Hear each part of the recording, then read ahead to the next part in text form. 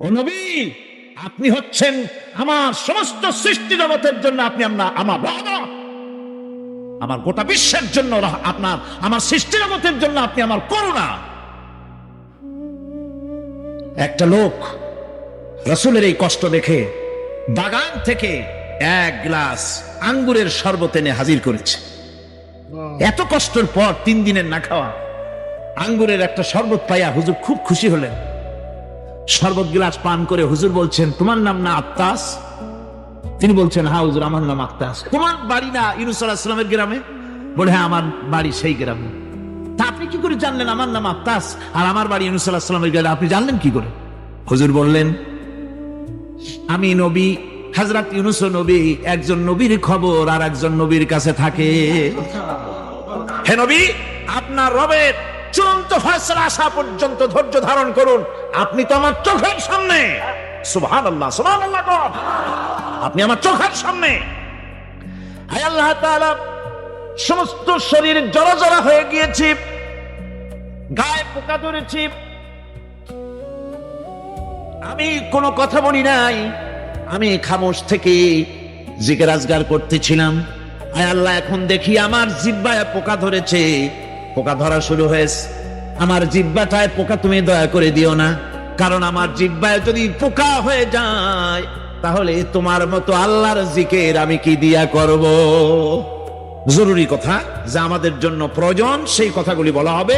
এবং আজকের সবচেয়ে বড় আকর্ষণ, রাসূল করিম সাল্লাল্লাহু আলাইহি ওয়াসাল্লাম বলছেন, এই চারটির যে কোনো একটা যদি কারোর মধ্যে ঢোকে তাহলে সে মুনাফিকির রোগের মধ্যে আক্রান্ত হয়ে গেল, যতক্ষণ পর্যন্ত তার থেকে সে ফেরত না আসে, প্রত্যাবর্তন না করে, তওবা না করে। সে চারটি, একটি হচ্ছে যার তার কাছে যদি আমানত রাখা হয় সে আমানতকে খেয়ানত করে, কথা বললে মিথ্যা কথা বলে, আর ওয়াদা করলে তা খেলাফ করে, আর ঝগড়া লাগলেই গালাগালি শুরু করে দেয়, গালাগালি ছাড়া কথাই বলতে পারে না।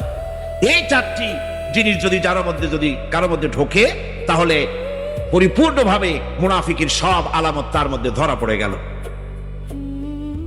পূর্ব পশ্চিমে মুখ ঘুরানোটাই নেককার, পুণ্যবান আর সৎকার হওয়ার জন্য যথেষ্ট নয়। প্রকৃতপক্ষে পুণ্যবান, নেককার, খাঁটি মুমিন হওয়ার জন্য 10টি শর্তের প্রয়োজন। কটি শর্ত? যে 10টির কথা আল্লাহ পাক এখানে বলেছেন। তার প্রথমটি হচ্ছে ঈমান বিল্লাহ। যে ঈমান বিল্লাহর উপরে গত বছর আমরা 4 দিন আলোচনা করেছিলাম। তারপরে হচ্ছে আখিরাতের উপরে বিশ্বাস, ফেরেশতা এবং কিতাবের উপরে বিশ্বাস, নবীয়িনদের উপরে বিশ্বাস। এরপরে আল্লাহ রাব্বুল আলামিনের মহব্বতে, তার প্রেমে উদ্বুদ্ধ হয়ে নিকটবর্তী আত্মীয় স্বজন, এতিম, মিসকিন, পথচারী, প্রবাসী, প্রার্থী আর কৃতদাসের মুক্তিদান কল্পে সাহায্য করা, নামাজকে প্রতিষ্ঠা করা, যাকাতকে আদায় করা, ওয়াদা পালন করা, আর বিপদ মুসিবতে, বিপদে অনাটনে বা হক এবং বাতিলের সংঘর্ষ চলাকালীন সবর ইখতিয়ার করা। এই হলো 10টাই। কয়টা হলো? এই 10টি কাজ যারা করবে আল্লাহ পাক তাদের সম্পর্কে সার্টিফিকেট দিচ্ছেন। এরাই হলো ঈমানের দাবিতে সত্যবাদী, সত্যাশ্রয়ী, আর এরাই হলো কি? মুত্তাকি। আজকে এই 10টি পয়েন্টের 8টি পয়েন্ট আমরা আলোচনা করে ছেড়েছি গত রাত পর্যন্ত। আজকে আলোচনা হবে বাকি 2টি। তার একটি হলো ওয়াদা আর একটি হচ্ছে সবর। যারা অঙ্গীকার করে তা পূর্ণ করবে। এই 10টির মধ্যে হচ্ছে 9 নম্বর এটা, ওয়াদা। কথা ও কাজের সামঞ্জস্য রক্ষা করাটাকেই ওয়াদা পালন বলা হয়। আর এর বিপরীত হলেই ওয়াদা ভঙ্গের জন্য দায়ী হয়ে যেতে হয়। ওয়াদা, প্রতিশ্রুতি এক প্রকার মানবীয় গুণ, অপরিহার্য মানবীয় গুণ। এটি একটি কোয়ালিটি মানুষের জন্য। এই গুণ বিবর্জিত মানুষ মূলত মানবতাহীন। সূরা বনী ইসরাঈলে আল্লাহ রাব্বুল আলামিন এই ওয়াদা সম্পর্কে বলছেন, তোমরা তোমাদের ওয়াদা এবং প্রতিশ্রুতি পালন করো, নিশ্চয়ই কিয়ামতের দিন ওয়াদা সম্পর্কে আল্লাহর কাছে তোমাদেরকে জবাবদেহি করতে হবে। এটা একটা নিছক ব্যক্তিগত নৈতিক কোন ধারা নয়, এটা নিছক ব্যক্তিগত কোন নৈতিক উন্নয়নের ব্যাপার নয়, বরং এই ওয়াদা পালন গোটা জাতির আভ্যন্তরীণ এবং বৈদেশিক রাজনীতির নীতিমালা, এর ভিত্তি এর উপরে নির্ভর করে, এই ওয়াদার উপরে। ইসলামী সরকার প্রতিষ্ঠিত হলে পরে আর বৈদেশিক চুক্তি এবং ওয়াদাগুলি পরিপূর্ণরূপে পালন করবে। পৃথিবীতে আজ বহুত ওয়াদা করা হয়, বিভিন্ন রাষ্ট্র ওয়াদা করে, কিন্তু ওয়াদা পালন করে না। এমনকি নির্বাচনের সময় যখন আসে তখন এত ওয়াদা শুরু হয় যা অসম্ভব, সেই ওয়াদাও শুরু হয়ে যায়। 12,000 কোটি টাকা দেওয়া হবে, 50,000 কোটি টাকার প্রজেক্ট চালু করে দেওয়া হলো। এই রকমের ক্ষমতায় টিকে থাকার জন্য ওয়াদা, আবার কেউ তো ক্ষমতায় যাওয়ার জন্য ওয়াদা। এই ধরনের মিথ্যা ওয়াদা মানুষেরা করে থাকে। এই ওয়াদা হচ্ছে ওয়াদা ভঙ্গ করা, ওয়াদা করে স্বার্থের জন্য ওয়াদা করা, এবং সেই ওয়াদা ভঙ্গ করা একটা মস্ত বড় নৈতিক অপরাধ। সূরা আন-নাহলে আল্লাহ পাক বলছেন, তোমরা আল্লাহর নামে যে ওয়াদা করো তা অবশ্যই তোমরা পূরণ করবে। অনেকেই কিরা কসম করে ওয়াদা করে, কিন্তু সেই ওয়াদাকে পূরণ করে না। এটি অত্যন্ত অপরাধ। যা কিছু ওয়াদা করা হবে, সমস্ত ওয়াদা, ন্যায় ভিত্তিক ওয়াদাগুলি পালন করা জরুরি। সূরা মায়েদায় আল্লাহ পাক এই ওয়াদা সম্পর্কে বলছেন, হে ঈমানদারগণ, তোমরা তোমাদের চুক্তি এবং ওয়াদাকে তোমরা পালন করো। সূরা সফে আল্লাহ পাক ওয়াদা সম্পর্কে বলছেন, হে ঈমানদারগণ, তোমরা এমন কথা কেন বলো যে কথা তোমরা কার্যে পরিণত করতে পারবে না। আল্লাহর কাছে এটা অত্যন্ত জঘন্য যে তোমরা যা বলবে সেটা তোমরা কার্যকরী করবে না। এটি আল্লাহ পাকের কাছে অত্যন্ত জঘন্য, নিন্দনীয় কাজ।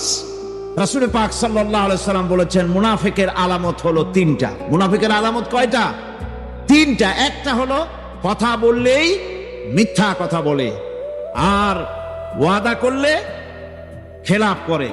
কিছু আমানত যদি তার কাছে রাখা হয় তাহলে আমানতে খেয়ানত করে। এটা হচ্ছে মুনাফিকের আলামত। রাসূল করিম সাল্লাল্লাহু আলাইহি সাল্লাম আরো বলেছেন যে 4টি জিনিস যদি, 4টি কোয়ালিটি যদি কারোর মধ্যে তৈরি হয়ে যায়, 4টি জিনিস যদি কারোর মধ্যে দেখা যায়, এই 4টির যদি একটাও হয় তাহলে বোঝা যাবে যে লোকটি মুনাফিকের মধ্যে, মুনাফিকের রোগ তাকে পেয়ে বসেছে। তার একটা হচ্ছে, সেই 4টি হচ্ছে, রাসূল করিম সাল্লাল্লাহু আলাইহি সাল্লাম বলছেন, এই 4টির যে কোনো একটা যদি কারোর মধ্যে ঢোকে তাহলে সে মুনাফিকির রোগের মধ্যে আক্রান্ত হয়ে গেল, যতক্ষণ পর্যন্ত তার থেকে সে ফেরত না আসে, প্রত্যাবর্তন না করে, তওবা না করে। সে 4টি, একটি হচ্ছে যার তার কাছে যদি আমানত রাখা হয় সে আমানতকে খেয়ানত করে, কথা বললে মিথ্যা কথা বলে, আর ওয়াদা করলে তা খেলাফ করে, আর ঝগড়া লাগলেই গালাগালি শুরু করে দেয়। গালাগালি ছাড়া কথাই বলতে পারে না।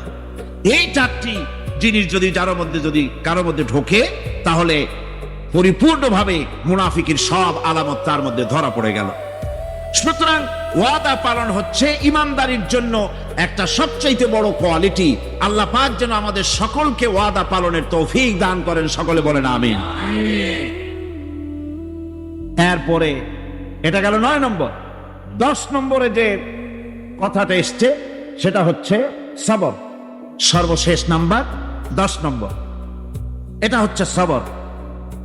আল্লাহ পাক এখানে বলছেন, অভাবে, অনাটনে, বিপদে, মুসিবতে, আর হক আর বাতিলের সংঘর্ষ চলাকালীন ধৈর্য ধারণ করা, এটা হলো সবচাইতে একটা বড় কোয়ালিটি। কোরআনে কারিমে সবর শব্দটি সবচাইতে বেশি ব্যবহার করা হয়েছে। সর্বাধিক ব্যবহৃত শব্দ কোনটি? সবর। সবর আরবি একটি মৌলিক শব্দ, এমন একটি মৌলিক শব্দ যার তাৎপর্য অন্য কোন ভাষা দিয়া সবরটা বললে যেমন বোঝানো যায়, অন্য কোন ভাষা দিয়া এটার অর্থ করে এটার হক আদায় করা সম্ভব না। আর এই সবর কোরআনে কারিমে বিভিন্ন জায়গায় বিভিন্ন অর্থে ব্যবহার হয়েছে। যেমন সবর শব্দের অর্থ হচ্ছে অবিচলতা, বাংলায় যা বোঝানো যায়। সবর শব্দের অর্থ হচ্ছে অবিচলতা, দৃঢ়তা, সহিষ্ণুতা, মন মেজাজের সমতা, ধীরতা, স্থিরতা, কষ্ট সহিষ্ণুতা, বরদাস্ত করা। এগুলি এই সবরের এই অর্থগুলি কোরআনে কারিমের বিভিন্ন জায়গায় বিভিন্ন রকম এটাকে ব্যবহার করা হয়েছে। সবর একটি মৌলিক মানবীয় গুণ। এই গুণ যার মধ্যে আছে সে তার নৈতিকতার শীর্ষে পৌঁছে যেতে পারে। আর এই গুণটি যার মধ্যে অভাব, এই সবর যার ভিতরে নাই, সে মানুষের পর্যায়ে পড়ে না। যত অসুবিধা, যত কষ্ট, যত রকমের বিপদ মুসিবত, যত রকমের অসুবিধার সৃষ্টি হয়, তার মূলীভূত কারণ হচ্ছে ধৈর্যের অভাব, সবরের অভাব। দুনিয়ার সমস্ত নবী রাসূলগণ সবর অবলম্বন করেছেন। তারা ছিলেন সবরের মূর্ত প্রতীক। সবর কাকে বলে দুনিয়াবাসীকে তারা তা দেখিয়ে দিয়েছেন। নিজ নিজ কওমের কাছ থেকে যখন কওমের কাছে নবীরা দাওয়াত দিয়েছেন, ইসলামের দ্বীনের দাওয়াত দিয়েছেন, তখনই কোরআনে কারিমে উল্লেখ করা হয়েছে অত্যাচারের মোকাবেলায় আম্বিয়া কেরাম যা বলেছেন সেটা হলো এই। আল্লাহ পাক বলেন, পয়গম্বররা বলেছেন আমরা আল্লাহর উপরে ভরসা করব না তো কার উপরে ভরসা করব? তিনিই তো আমাদেরকে সঠিক পথ দেখিয়েছেন, সঠিক রাস্তা আমাদের দেখিয়েছেন, সুতরাং তার উপরেই তো আমরা ভরসা করব। তোমরা আমাদের যে সব কষ্ট দাও, পীড়ন দাও, সেজন্য আমরা ধৈর্য অবলম্বন করব। তোমরা আমাদেরকে কষ্ট দিচ্ছ, আমরা ধৈর্য অবলম্বন করব আর ভরসা করব কেবলমাত্র তার উপরে যে আল্লাহ রাব্বুল আলামিন আমাদেরকে নবী করে পাঠিয়েছেন। সেই ভরসা করতে হলে সেই আল্লাহর উপরেই তো ভরসা করা উচিত। আমরা সেই আল্লাহর উপরে ভরসা করে আছি। তোমাদের যত খুশি আমাদের বিরুদ্ধে ষড়যন্ত্র করো, আমাদেরকে অত্যাচার করো। কোরআনে কারিমে হযরত হুদ আলাইহিস সালামের ঘটনা আল্লাহ রাব্বুল আলামিন এভাবে এনেছেন। তামাম এলাকার মানুষ তার বিরুদ্ধে ক্ষিপ্ত হয়ে গিয়েছে। সমাজের লোক, রাষ্ট্রশক্তি হযরত হুদ আলাইহিস সালামের উপর অত্যাচারের পাহাড় ভেঙে দিয়েছে। হযরত হুদ আলাইহিস সালাম একা মানুষ, সমাজের রাষ্ট্রশক্তির এই দুর্বিষণ দেওয়ার ষড়যন্ত্রের চ্যালেঞ্জ তিনি গ্রহণ করলেন। আর তিনি বললেন, তিনি যেটা বললেন আল্লাহ পাক কোরআনে তা কোট করে দিলেন। দুনিয়ার সমস্ত ইসলামী আন্দোলনের কর্মীদের জন্য আল্লাহ পাক কোট করে দিলেন, সমস্ত মুমিনদের জন্য তা উল্লেখ করলেন। হুদ আলাইহিস সালাম তিনি জাতিকে বললেন, ফাকিদুনি জামিআন সুম্মা লা তুনজিরুন। তোমাদের যত ক্ষমতা আছে সমস্ত ক্ষমতা নিয়ে আমার বিরুদ্ধে তোমরা ষড়যন্ত্র করো, আর আমাকে এতটুকুনো অবকাশ দিও না। আমি তো সেই আল্লাহ রাব্বুল আলামিনের উপরে ভরসা করেছি, যার কুদরতি হাতের ভিতরে আমার জান, আর গোটা পৃথিবীর সমস্ত প্রাণীর জান যার কুদরতি হাতের মধ্যে। যার হাতের ভিতরে গোটা পৃথিবীর সমস্ত জান, সে আল্লাহর উপরে ভরসা করেছি। যা খুশি তোমরা আমার বিরুদ্ধে করতে পারো। সুবহানাল্লাহ ওয়া বিহামদিহি। এটার নাম হলো ঈমান, এটার নাম সবর, এটার নাম ধৈর্য। এই ধৈর্য আসে ঈমানে কামেল হলে পরে এবং আল্লাহর উপরে পরিপূর্ণ বিশ্বাস হলে পরে। যদি কারো দিলের মধ্যে কথা বিশ্বাস থাকে যে আমার জন্য আল্লাহর পক্ষ থেকে যদি কোনো বুলেট নির্ধারণ করা থাকে, গোটা বিশ্ব যদি আমাকে পাহারা লাগায়, ওই বুলেট থেকে আমাকে বাঁচাইতে পারবে না।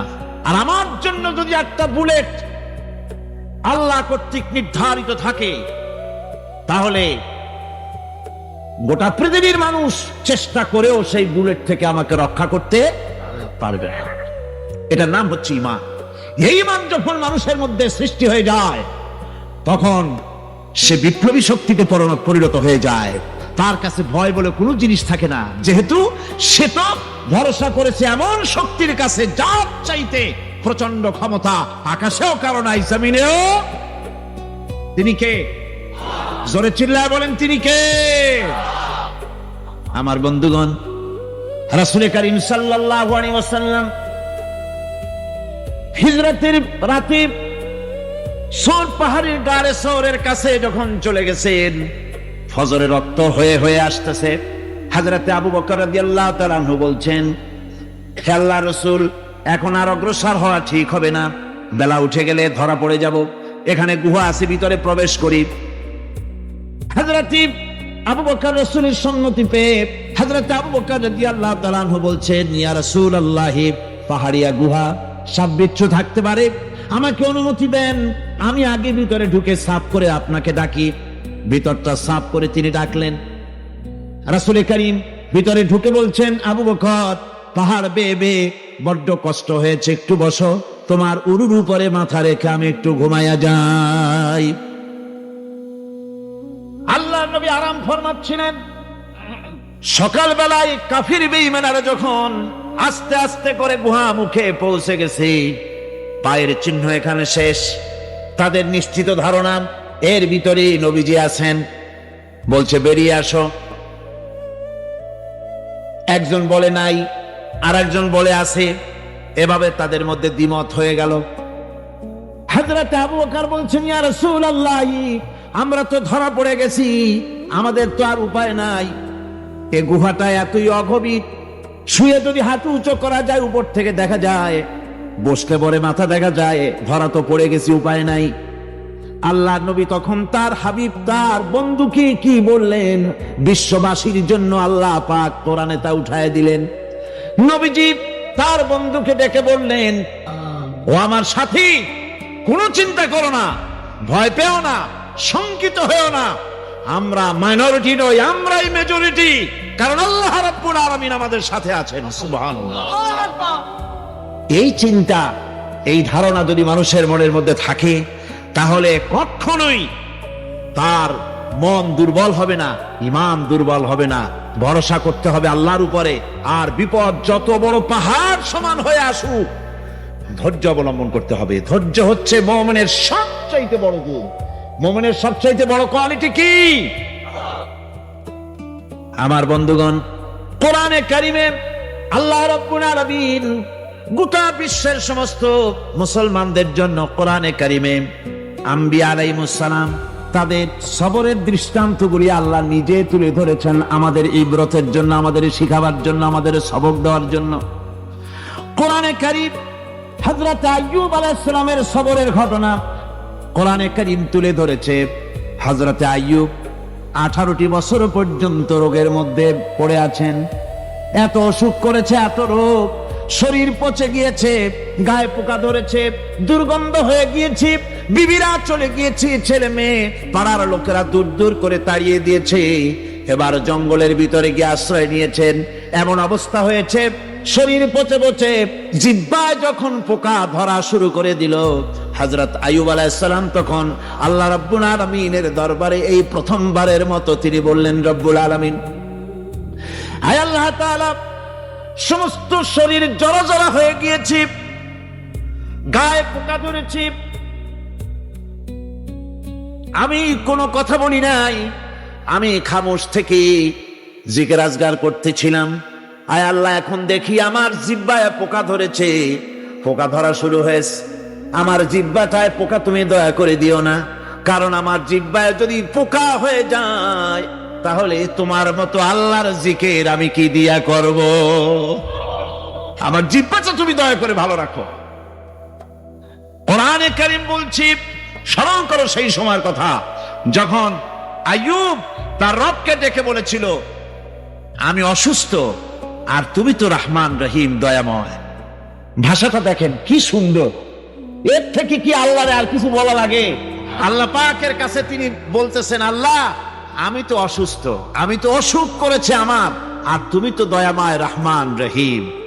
এক অন্ধ, ঈদের দিন কত অন্ধই তো আসে খয়রাত করার জন্য, ভিক্ষা করার জন্য, চতুর্দিকে ভিক্ষা করতেছে অন্ধরা। এক অন্ধ ঈদের গেটের কাছে দাঁড়ায়া বলতেছে, ভাইরা, আজ হচ্ছে ঈদের দিন, আর আমি কিছু দেখতে পাচ্ছি না। এ বেশি পয়সা পাইল, মানুষের দিন তার প্রতি আকৃষ্ট হয়ে গেছে। আরে কি কথা, আজ ঈদের দিন, সকলে আনন্দ করছে, আর আমি কিছুই দেখতে পাচ্ছি না। সে কিন্তু কিছু চায় না। ভাষার ভিতরে, কথা বলার ভিতরে এ ধরনের টেকনিক আছে। হযরত আইয়ুব আলাইহিস সালাম বললেন না যে আল্লাহ আমারে মাফ করে দাও, কষ্টের মধ্যে আছি। তিনি শুধু বলেছেন, রব্বুল আলামিন, আমি অসুস্থ হয়ে পড়েছি, আমার অসুখ করেছে, আর তোমার নাম রহমান রহিম। এতটুকু কথা বলেছেন। আল্লাহ রাব্বুল আলামিনের দরজায়, তার দরবারে আইয়ুব আলাইহিস সালামের ডাক চলে গেছে। যায় নাই? কোন অসুবিধা আছে নাকি? কোন অসুবিধা নাই। পানির তলা দিয়া যদি কেউ ডাক দেয়, পাহাড়ের ভিতরে বসে যদি কেউ ডাক দেয়, আল্লাহ রাব্বুল আলামিন তা শুনতে পান। ইউনূস আলাইহিস সালাম মাছের পেটে বসে চিৎকার মেরেছিলেন। তিনি বলছিলেন, আয় আল্লাহ তাআলা, আমি তোমার প্রশংসা করছি, তুমি ছাড়া উপাস্য নাই, মাবুদ নাই। আমি তোমার পবিত্রতা ঘোষণা করছি, আমি তো জালিমদের অন্তর্ভুক্ত হয়ে গেছি। বাস এতটুকুন কথাই বলেছেন। আল্লাহ পাক বলছেন, ইউনূসের ডাক তো কেউ শোনে নাই, পানির মধ্যে কেউ শোনে নাই, জমিনের কেউ শোনে নাই, মহাশূন্যের কেউ শোনে নাই, কিন্তু মাছের পেটের ভেতরে থেকে গভীর অতল দরিয়ার তলদেশ থেকে মাছের পেটের ভিতরে বসে আমার ইউনূস যে ডাক দিল, ওই ডাক আমি আরশের মালিক আমি শুনতে পেয়েছি, আর সঙ্গে সঙ্গে জবাবও দিয়েছি, ডাকের সাড়া দিলাম, বিপদ দিয়া বাঁচায় দিলাম। শুধু ইউনূসের না, আল্লাহ পাক এ জায়গায় আবার ওয়াদা করলেন, দুনিয়ার যত মুমিন বান্দা আছে তারা যদি কখনো বিপদে পড়ে যায় আর আমারে যদি ডাকে, আমি এইরকম করে বিপদ থেকে বাঁচায়া দেব। আইয়ুব আলাইহিস সালাম যখন আল্লাহ রাব্বুল আলামিনের কাছে ফরিয়াদ করলেন, আল্লাহ পাক তখন বলছেন, কোরআনে কারীম বলছেন, আমি আইয়ুবের দোয়া কবুল করে নিলাম। শুধু তার পরিবার বর্গই দিলাম না, বরং আরো কিছু নিয়ামত আমি তাকে দান করে দিলাম। এবং তাই জন্য যেহেতু তারা ছিল আমার অনুগত বান্দা, আমার বাধ্যগত, আমি এই জন্য রহম করেছি, সমস্ত রোগ শোক আমি মাফ করে দিয়েছি। আমাদের সামান্য একটু জ্বর হয়, যদি 2-3 দিন জ্বর হয়েছে, জ্বর ছাড়ে না, বলে যে এত ভালো ভালো কাজ করি তারপর আমার এত জ্বর হওয়া লাগে, অমুকরা এত পাপ করে, তা তো কিছুই হয় না, খালি আল্লাহ আমার চোখে দেখলো, আমার বউর অসুখ, আমার অসুখ, ওষুধ মুড়ি ছাড়ি না। ভাইরা, আপনি ঠিক পান না যে কি গুনাহ আপনি করেন। কোরআনে কারীম বলছি, যত বিপদ তোমাদের উপর আসে সব 2 হাতের কামাই করা। আর আমি তো অনেকগুলো ক্ষমা করে দেই। তোমরা যত পাপ করো, আকাম করো, সবগুলির শাস্তি যদি দুনিয়ায় দিতাম, শ্বাস করার সময় পেতে না। অসুখ হলেই অধৈর্য হয়ে যেও না, ধৈর্য ধরো। আল্লাহ পাক বলেন, শুধু আইয়ুব নয়, এইভাবে করে ইসমাইল, ইদ্রিস, জুলকিফল সবাই ছিল ধৈর্যশীল। জোরে সুবহানাল্লাহ। ধৈর্যের চরম পরাকাষ্ঠা ছিলেন তিনি। কোরআনে কারীম নবীদের এই কথাগুলি আমাদের শোনাচ্ছেন। হযরত ইয়াকুব আলাইহিস সালাম কলিজার টুকরা সন্তান হযরত ইউসুফ আলাইহিস সালামের জন্য তার মনটা পাগল ছিল। এত সুন্দর করে আল্লাহ তারে বানাইছিলেন, এত তিনি ছিলেন সৌন্দর্যের পিরামিড, যারে দেখলে চোখ ফিরানো যায় না, এমন সুন্দর সুপুরুষ, যারে দেখি সেই যুগের সুন্দরী যুবতী মেয়েরা রূপের মোহে পড়ে নিজেদের আঙ্গুলগুলি কেটে ফেলে দিয়েছিল। রূপের মোহে এমন অবশ হয়ে গেছে, আঙ্গুল কেটেছে, হাত কেটেছে, টের পায় নাই। আবার ভুল বুঝবেন না, দুনিয়ার সেরা সুন্দর পুরুষ ইউসুফ আলাইহিস সালাম, তা কিন্তু রাসূলের চাইতে বেশি নয়। হযরত উম্মুল মুমিনিন আয়েশা রাদিয়াল্লাহু তাআলা আনহা তিনি বলেছেন, যেই সব সুন্দরী রমণীরা ইউসুফ আলাইহিস সালামকে দেখে রূপের মোহে পড়ে নিজেদের আঙ্গুলগুলো কেটে ফেলেছিল, ওরা যদি আমার হাবিবকে দেখতো, ওরা যদি আল্লাহ রাসূলকে দেখতো, তাহলে হাত কাটতে কাটতে কোন ফাঁকে যে কলিজা কেটে ফেলে দিত, ওরা টের পেত না। আবার বন্ধুগণ, হযরত আইয়ুব আলাইহিস সালাম সন্তানের মায়া, অন্যান্য ভাইরা হিংসায় পড়ে গেল, তারা নিয়ে তাকে কুয়ায় ফেলে দিল। সেখান থেকে তারা একটা ছাগল বা কোনো পশু জবাহ করে তার রক্ত মাখাইয়া জামা এনে হাজির করে দিল। হযরত ইয়াকুব আলাইহিস সালামের সামনে যে তালে নিয়ে খেলা করতে গিয়েছিলাম, আমরা খেলায় লিপ্ত ছিলাম, বাগে খাইয়া ফেলাইছে। এগুলি কি গপ্প? এগুলি কি কোরআন? আল্লাহ পাক শোনাচ্ছেন, বিশ্ববাসীকে শোনাইছেন। সূরা ইউসুফের চাইতে এত সুন্দর উপাখ্যান গোটা পৃথিবীতে আর নাই। সুবহানাল্লাহ। অনেকে ইউসুফ জুলাইখার কিসসা খুব মজা করে পড়ে, ফুর্তি করে, প্রেমের গল্প পড়ে। এটা কোনো প্রেমের গল্প নয়। ইউসুফ আলাইহিস সালাম, জুলাইখা ইউসুফ আলাইহিস সালামের জন্য কাঁদতে কাঁদতে চোখ কানা হয়ে গেছে। এরপর ইউসুফ আলাইহিস সালাম জুলাইখারে পাওয়ার জন্য পাগল হয়ে গেছে। নাউজুবিল্লাহ, এটা হয়নি কখনো। তিনি আল্লাহর পয়গম্বর, আর আল্লাহ কেমনে তারে বাঁচিয়েছেন? যখন জুলাইখা ঘরের ভিতরে সুন্দর করে যৌন উন্মাদনামূলক চিত্র অঙ্কিত করে ঘরের মধ্যে আটকায় দিয়েছে, তালা লাগায় দিয়েছে, আর নিজে যৌন উদ্দীপক কাপড় চোপড় পরেছে না পরার মতোই। সে যুগের সুন্দরী মেয়ে জুলাইখা, তার কুপ্রবৃত্তিকে চরিতার্থ করার জন্য আহ্বান করা হয়েছে। হযরত ইউসুফ আলাইহিস সালাম লক্ষ্য করে দেখলেন এমন জায়গা, এখান থেকে পালাবার তো পথ নাই, দরজা বন্ধ করে দিয়েছে। তিনি শুধু তখন কেবলমাত্র আল্লাহ রব্বুল আলামিনকে ভয় করলেন। আল্লাহকে ভয় করে আল্লাহর নাম নিয়ে যখন তালাবদ্ধ দরজার দিকে দৌড় দিয়েছেন, আল্লাহ রব্বুল আলামিন আপন কুদরতে তালাগুলি খুলে দরজা তার জন্য উন্মুক্ত করে দিলেন।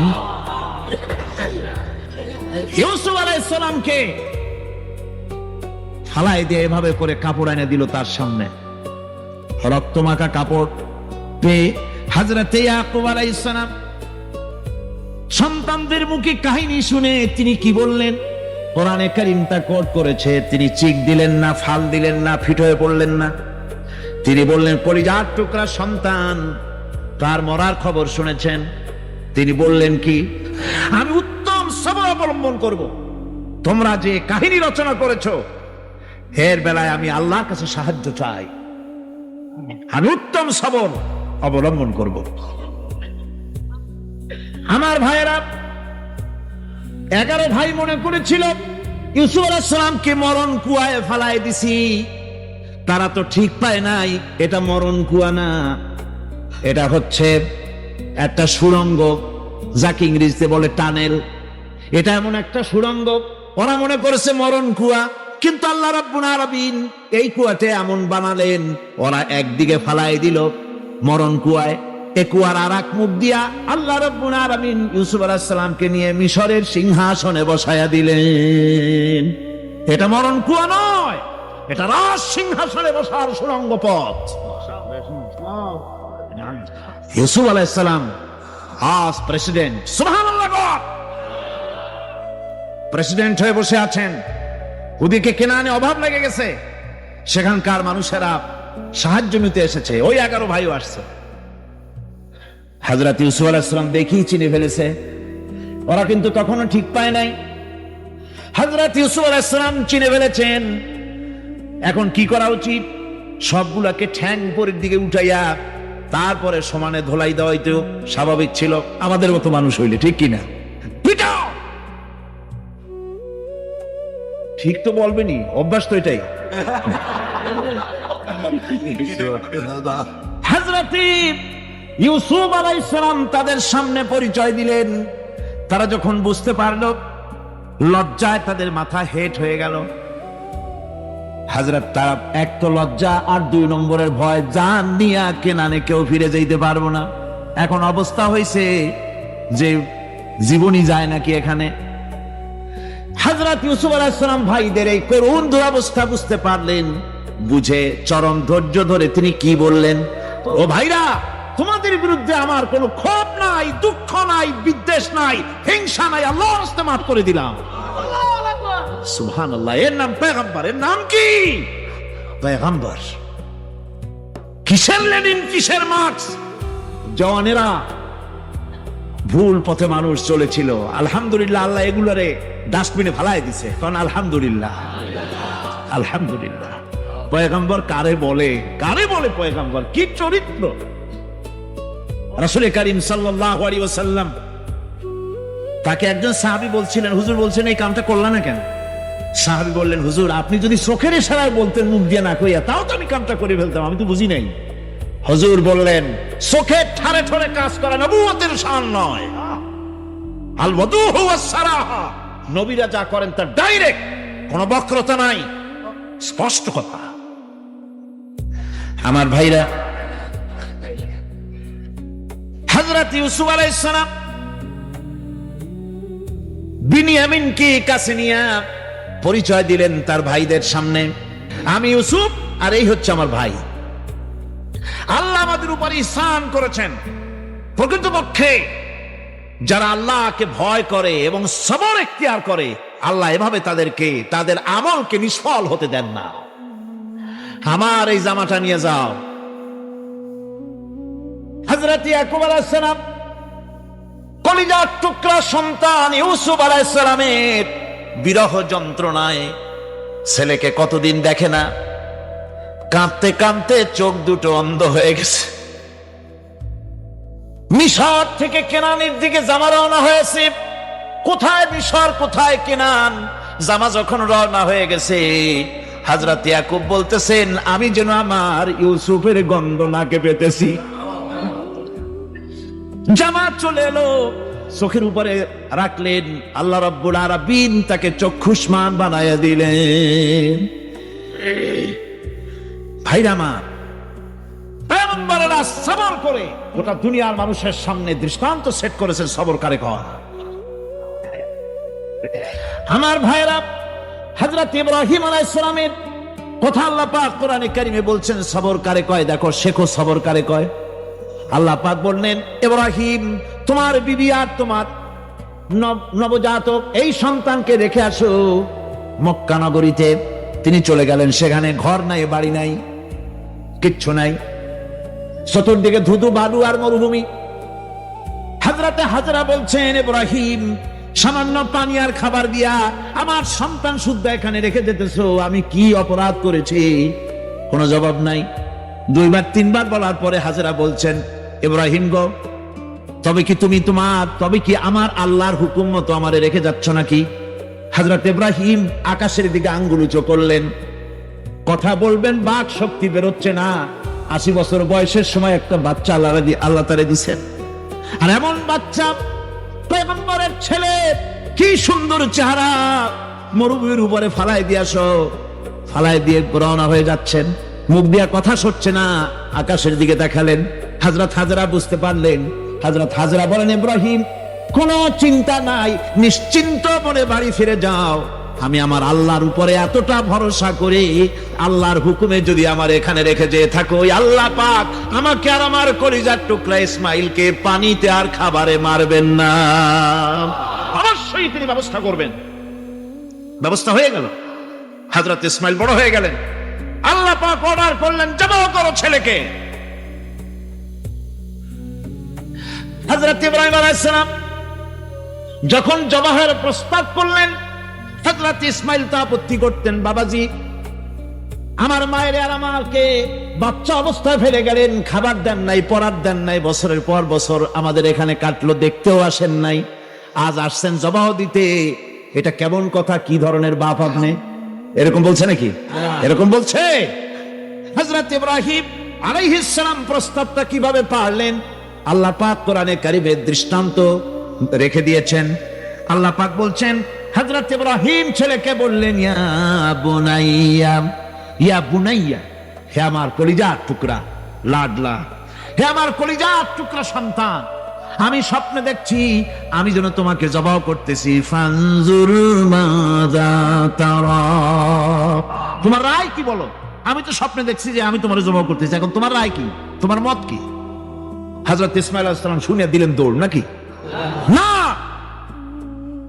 হযরত ইসমাঈল আলাইহিস সালাম ধৈর্যের প্রতীক।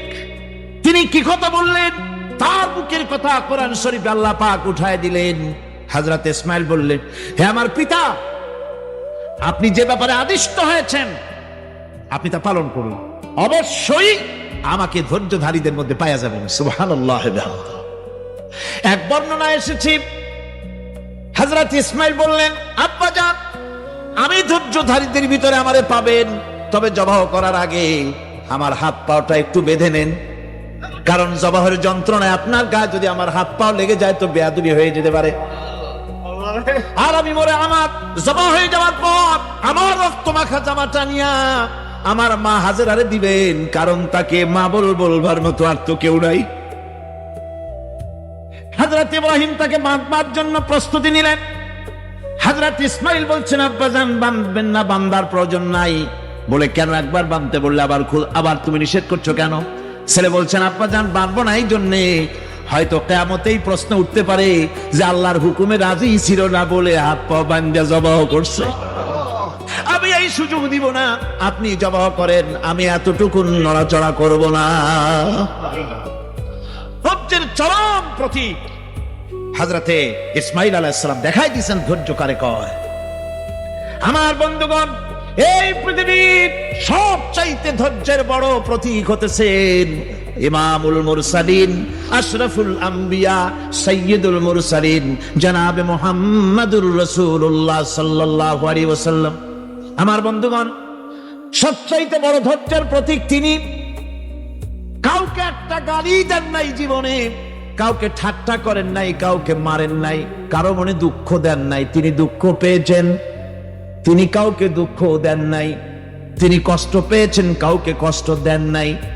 আমার ভাইয়েরা, তায়েফের ময়দান, আমার নিজের চোখে তায়েফে যেদিন আমি তায়েফ দেখলাম, আমি তায়েফে ঢুকেছি, জীবনে কোনোদিন যাই নাই। রমজান মুবারকে আমি সেখানে গেলাম, আমাকে বসার জন্য তারা নিয়ে যাবে। আমি বললাম আগে বসবো না, আমারে আগে নিয়ে যাও, আমার নবীকে কোন জায়গায় ওরা মেরেছিল সেই জায়গাটা দেখাও। তাইফের সেই গলিতে যখন আমি গিয়েছি, দুই দিকে পাহাড় দাঁড়ানো, তাইফের লোক আমার সাথে ছিল। তারা বলল এই জায়গাটা প্রথম যেখানে চতুর্দিক থেকে নবীজিকে পাথর মারছিল আর আল্লাহর নবী বেহুশ হয়ে পড়ে গিয়েছিলেন। 3টা দিন না খাওয়া, হযরতে খাদিজা নাই, আবু তালিব নাই, মক্কায় জায়গা নাই পা রাখার। নবীজি 3টা দিন ঘুরলেন। নেতারা বলল তুমি যদি নবী হবে তো এতিম হলে কেন? আল্লাহ নবী বানাবার জন্য কি একটা ধনী মানুষ পায় নাই? তোমার মতো এতিম আর গরিবের নবী বানাইলো কেন? আল্লাহ নবী 3 দিন পর যখন দেখলেন কেউ দাওয়াত শোনে না, কেউ মানে না, কেউ গ্রহণ করে না, তখন তিনি নেতাদের অনুরোধ করলেন, ঠিক আছে দাওয়াত তো কবুল করলে না, তবে একটা কাজ করো, অন্তত আমি যে তায়েফে আসছিলাম এই খবরটা মক্কায় দিও না, ওরা আরো অত্যাচার বাড়ায় দেবে। এই কাফিরগুলি খবর তো মক্কায় পাঠালো আর সমস্ত যুবকদেরকে লেলিয়ে দিল। যুবকেরা চতুর্দিকে দাঁড়ায়ছে, রাসূলকে পাথর মারা শুরু করে দিল। আমি যখন রেল লাইনের থেকে হাঁটি, যখন রেল লাইন কোনো সময় দেখি, রেলের পাথরগুলি, রেল লাইনের পাথরগুলি দেখলেই আমার মাথায় যেন কেন তাইফের কথা মনে এসে যায়। আরে মানুষের গায়ে পাথর মারলে কি অবস্থার সৃষ্টি হয়? পাথর নূরের শরীর, রহমতের শরীর, কিটি কিটি রক্ত ঝরছে। অনুমতি দিয়া দেন এই 2 পাহাড়কে মিলাইয়া সমস্ত তায়েফবাসী কাফের গুলি মাটির সাথে মিশাইয়া দেই। নবীজি বললেন, জিবরাইল আমি যদি হুকুম করি আর আমার হুকুম মতো যদি এই কাম করো, একটা কাফেরও যদি না বাঁচে তাহলে কার মুখে পৌঁছাবো? আমার ভাইরা, হুজুর সাল্লাল্লাহু আলাইহি ওয়াসাল্লাম উঠে বসলেন। এমন সময় হযরতে যায়েদ শরীরের রক্তগুলি মুছে দিতেছেন। হুজুর সাল্লাল্লাহু আলাইহি ওয়াসাল্লাম বসে 2খানা হাত উত্তোলন করলেন। নবীজির চোখ থেকে পানি গড়ায় পড়তেছে। আরে কেউ নাই, আল্লাহ ছাড়া কেউ নাই সাহায্য করার। নবীজি হাত তুলে মুনাজাত করতেছেন, চোখ দিয়া পানি পড়ে দাড়ি ভিজে পড়তেছে, গায়ে দিয়া রক্ত ঝরতেছে। নবীজি কি দোয়াটা করলেন? বদদোয়া করলেন না, গজব দিতে বললেন না। নবীজি দোয়া করলেন, রব্বুল আলামিন এই তায়েফের লোকেরা আজকে আমার সাথে যে ব্যবহারটা করেছে, ওরা বোঝে নাই যে আমি তোমার নবী, ওরা বোঝে নাই যে আমি তোমার রাসূল, না বুঝে আমার উপরে যে অত্যাচারটা করলো, আল্লাহ তুমি এই জন্য রাগ করে এই তায়েফে তুমি গজব দিও না। আল্লাহ পাক পরবর্তী সময় হুজুরকে স্মরণ করায় দিলেন, ও নবী আপনি হচ্ছেন আমার সমস্ত সৃষ্টি জগতের জন্য আপনি আমার রহমত, আমার গোটা বিশ্বের জন্য আপনার, আমার সৃষ্টি জগতের জন্য আপনি আমার করুণা। একটা লোক রাসূলের এই কষ্ট দেখে বাগান থেকে 1 গ্লাস আঙ্গুরের শরবত এনে হাজির করেছে। এত কষ্টের পর 3 দিনের না খাওয়া আঙ্গুরের একটা শরবত পাইয়া হুজুর খুব খুশি হলেন। শরবত গ্লাস পান করে হুজুর বলছেন, তোমার নাম না আত্তাস? তিনি বলছেন, হ্যাঁ হুজুর আমার নাম আত্তাস। তোমার বাড়ি না ইউনূস আলাইহিস সালামের গ্রামে? বলে, হ্যাঁ আমার বাড়ি সেই গ্রামে। তা আপনি কি করে জানলেন আমার নাম আত্তাস আর আমার বাড়ি ইউনূস আলাইহিস সালামের গ্রামে? আপনি জানলেন কি করে? হুজুর বললেন, আমি নবী, হযরত ইউনূস নবী, একজন নবীর খবর আর একজন নবীর কাছে থাকে।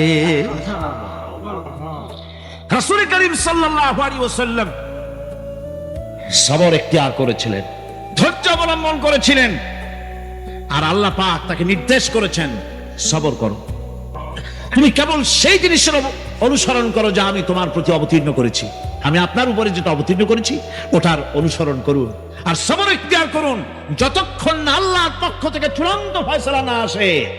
ধৈর্য ধরুন, ধৈর্য ধরুন। আমার ভাইরা, কাফেরদের নির্যাতনের মোকাবেলায় আল্লাহ পাক তার হাবিবকে সান্ত্বনা দিয়েছেন। যখন কাফেররা নির্যাতন করতেছে, হারে হযরতে বেলাল নির্যাতিত, হযরতে সুমাইয়া নির্যাতিতা, হযরতে খাব্বাব, হযরতে খুবাইব, হযরতে আম্মার রিদওয়ানুল্লাহি তাআলা আলাইহিম আজমাইন, এত মার হতেছে।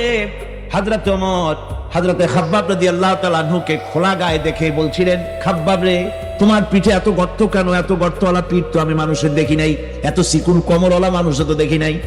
তিনি বলেছেন, ওমর তুমি কি ভুলে গেছো? ইসলাম কবুল করার অপরাধী কাফির বেঈমানেরা আগুন জ্বালায়া আংটা আগুনের উপরে আমাকে চিৎ করে শোয়াছে, আমি যেন নড়াচড়া করতে না পারি সেজন্য আমার বুকের উপরে পাথর চাপা দিয়ে রেখেছিল। গায়ের চর্বি আর রক্ত গলে গলে পড়ে আগুন নিবেছে, আর আগুন গোশত পুড়ে যে পিঠের মধ্যে প্রবেশ করেছিল আজও পর্যন্ত পিঠের সেই গর্ত সেরে যায় নাই। এভাবে অত্যাচার হচ্ছিল সাহাবীদের উপর। আল্লাহ রাব্বুল আলামিন তার হাবিবকে সান্ত্বনা দিলেন, হে রাসূল, সবরের সাথে কাজ করতে থাকুন, আপনার এই সবরের তৌফিক তো আল্লাহই দিয়েছেন, আর ওদের সমস্ত ষড়যন্ত্র, ওদের অপকৌশলে আপনি দুঃখিত হবেন না, চিন্তা করবেন না, ভারাক্রান্ত হবেন না, আপনি নিশ্চিত থাকুন। হে নবী, আপনার রবের চূড়ান্ত ফয়সালা আসা পর্যন্ত ধৈর্য ধারণ করুন। আপনি তো আমার চোখের সামনে, সুবহানাল্লাহ, সুবহানাল্লাহ, আপনি আমার চোখের সামনে, কে আপনাকে কি করবে আমি দেখবো না? সুবহানাল্লাহ। মন্ত্রী যদি, এই সলিমুদ্দিন মার্কা মন্ত্রী যত আছে, এই মন্ত্রীরা যদি দেখা তো ভয় কিসে? আমি তোকে দেখছি না, সাহসটা কেমন বাড়ে, কেমন বাড়ে সাহস। আর এ কোনো মন্ত্রী ছাতা মাথা না, কোন প্রেসিডেন্ট রাজা বাচ্চা না, আকাশ আর জমিনের মালিক আমার আল্লাহ রাব্বুল আলামিন বলছেন, হাবিব কোন চিন্তা নাই, আপনি আমার চোখের সামনে। ওরা চায় আপনাকে দুনিয়া থেকে মিটাই দিতে, আর আমি চাই ওরাফানা লাকা যিকরা, আপনার প্রশংসা তো হবে গোটা বিশ্ব জুড়ে, সর্বত্র ছড়িয়ে যাবে আপনার নাম, সুবহানাল্লাহি বিহামদিহি। আল্লাহ পাক অন্যত্র বলেছেন, হে মুহাম্মদ সাল্লাল্লাহু আলাইহি সাল্লাম, আপনার পূর্বে অসংখ্য নবী রাসূল এই পৃথিবীতে আসছে এবং জুলুম আর নির্যাতনের শিকার তারা হয়েছেন, অবশেষে তাদের প্রতি আল্লাহর সাহায্য এসেছে। সুতরাং আপনাকেও ধৈর্য ধারণ করতে হবে, ধৈর্য ছাড়া কোনো পথ নাই, ধৈর্য আপনাকে ধারণ করতেই হবে। আর এই ধৈর্য ধারণ করলে পরে আল্লাহর চূড়ান্ত ফয়সালা আসবে, তখন আল্লাহ পাক মেহেরবানি করবে। আমার ভাইরা, এই ধৈর্য পৃথিবীর সমস্ত পয়গম্বররা ধৈর্য অবলম্বন করেছেন, কখনো অধৈর্য হন না। দিন কায়েমের সংগ্রামে নবী রাসূলগণ দারুণ ভাবে সবর ইখতিয়ার করেছেন। বৃদ্ধবাদীদের সকল রকমের নির্যাতন, অপকৌশল, ষড়যন্ত্র, এই সব কিছু মোকাবেলা করেছেন ধৈর্যের নীতি অবলম্বন করি, কখনো ধৈর্যচ্যুতি তাদের মধ্যে ঘটেনি। বরং আল্লাহ রাব্বুল আলামিন তাদের প্রতি সন্তুষ্ট হয়েছেন। যারা এই ধৈর্য ধরেছে তাদের উপরে সন্তুষ্ট হয়ে আল্লাহ রাব্বুল আলামিন বলেছে, এর আগে অনেক নবী এসেছিলেন যাদের সাথে বহু আল্লাহর আলো লড়াই করেছেন। আল্লাহর পথে তাদের উপর যত বিপদ এসেছিল তারা হতাশ হয়ে পড়েন নাই, দুর্বলতা দেখাননি, বাতিলের সামনে মাথা নত করেন। আর আল্লাহ পাক ধৈর্যশীল যারা, তাদেরকে আল্লাহ পাক ভালোবাসেন। আমার ভাইরা, ধৈর্যের পরিচয় রাসূল করিম সাল্লাল্লাহু আলাইহি ওয়াসাল্লাম উহুদের ময়দানে যখন আক্রান্ত হয়ে গেলেন, চতুর্দিকে কাফেররা ঘিরে ধরেছে, বাঁচার কোনো পথ নাই। সাহাবায়ে কিরাম রাসূলকে পাহারা দিলেন। যারা রাসূলকে পাহারা দিতে দাঁড়ায়ছেন, জীবন দিয়া পাহারা দিতে দাঁড়ায় গেছে, রাসূলের দিকে মুখ দিয়া, পিঠটা বাইরের দিকে দিয়ে রাসূলকে পাহারা দেওয়া শুরু করেছেন। হুজুরকে পাহারা দিতে যারা দাঁড়িয়েছিলেন, কাফের কর্তৃক নিক্ষিপ্ত কি তীরগুলি এসে যখন বিঁধতেছিল, শুধু একজন সাহাবী হযরত তালহার পিঠের ভিতরে রাসূলকে হেফাজতের জন্য 80টা তীর একজনের পিঠের মধ্যে গিয়ে ঢুকেছে। এক অসতর্ক মুহূর্তে নবীজির দান্তা মোবারক শহীদ হয়ে গেল, শিরস্থান ভেঙে গেল, লোহার কড়া প্রবিষ্ট হয়ে গেল কপালের ভিতরে। হুজুর মাথা ঘুরে পড়ে গেলেন। হযরতে আবু উবাইদা রাদিয়াল্লাহু তাআলা আনহু হুজুরের মস্তক মোবারককে করে করে নিয়ে তারপরে বহু কষ্ট করে মাথা থেকে লোহার কড়া বের করলেন। এবার ওই কড়ার ছিদ্র দিয়ে রক্ত আসতেছে, মুখ দিয়ে রক্ত পড়তেছে, দাড়ি ভিজে যাচ্ছে। বুখারী শরীফে এসেছে আল্লাহর নবী দুইখানা হাত নিজের চেহারার উপরে মলে আনে টাটকা রক্ত চোখের সামনে দেখে বলছেন, আহারে, এই কওমের ফালাক কি করে হবে, এই কওমের মুক্তি কি করে হবে, এই কওমের নাজাত কি করে হবে, যে কওম তার নবীর চেহারা রক্ত দিয়ে লাল বানাইয়া দিল। নবীজি বললেন, আল্লাহুম্মা গফির লি কওমি ফাইন্নাহুম লা ইয়ালামুন। আয় আল্লাহ পাক, আমার এই কওম বুঝতে পারে না, ওদেরকে মাফ করে দাও।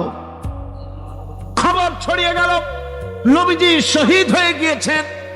খবর ছড়িয়ে গেল চতুর্দিকে, মদিনায় খবর ছড়িয়ে গেল।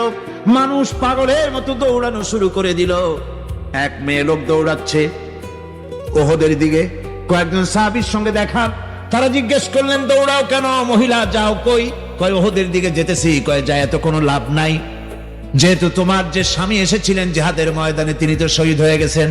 মহিলা বলতেছে, কে শহীদ হয়েছে শুনতে চাই না, আগে বলো নবীজি কেমন আছেন। আবার কিছুক্ষণ পর আর কয়েকজনের সঙ্গে দেখা, তারা বলছে, মেয়ে লোক দৌড়াও কই? যাচ্ছি ওহদের দিকে। তারা বলছেন যে কোনো লাভ নাই, তোমার যে দুইটা কলিজার টুকরা সন্তান ওহদে এসেছিল দুটোই শহীদ হয়ে গেছে।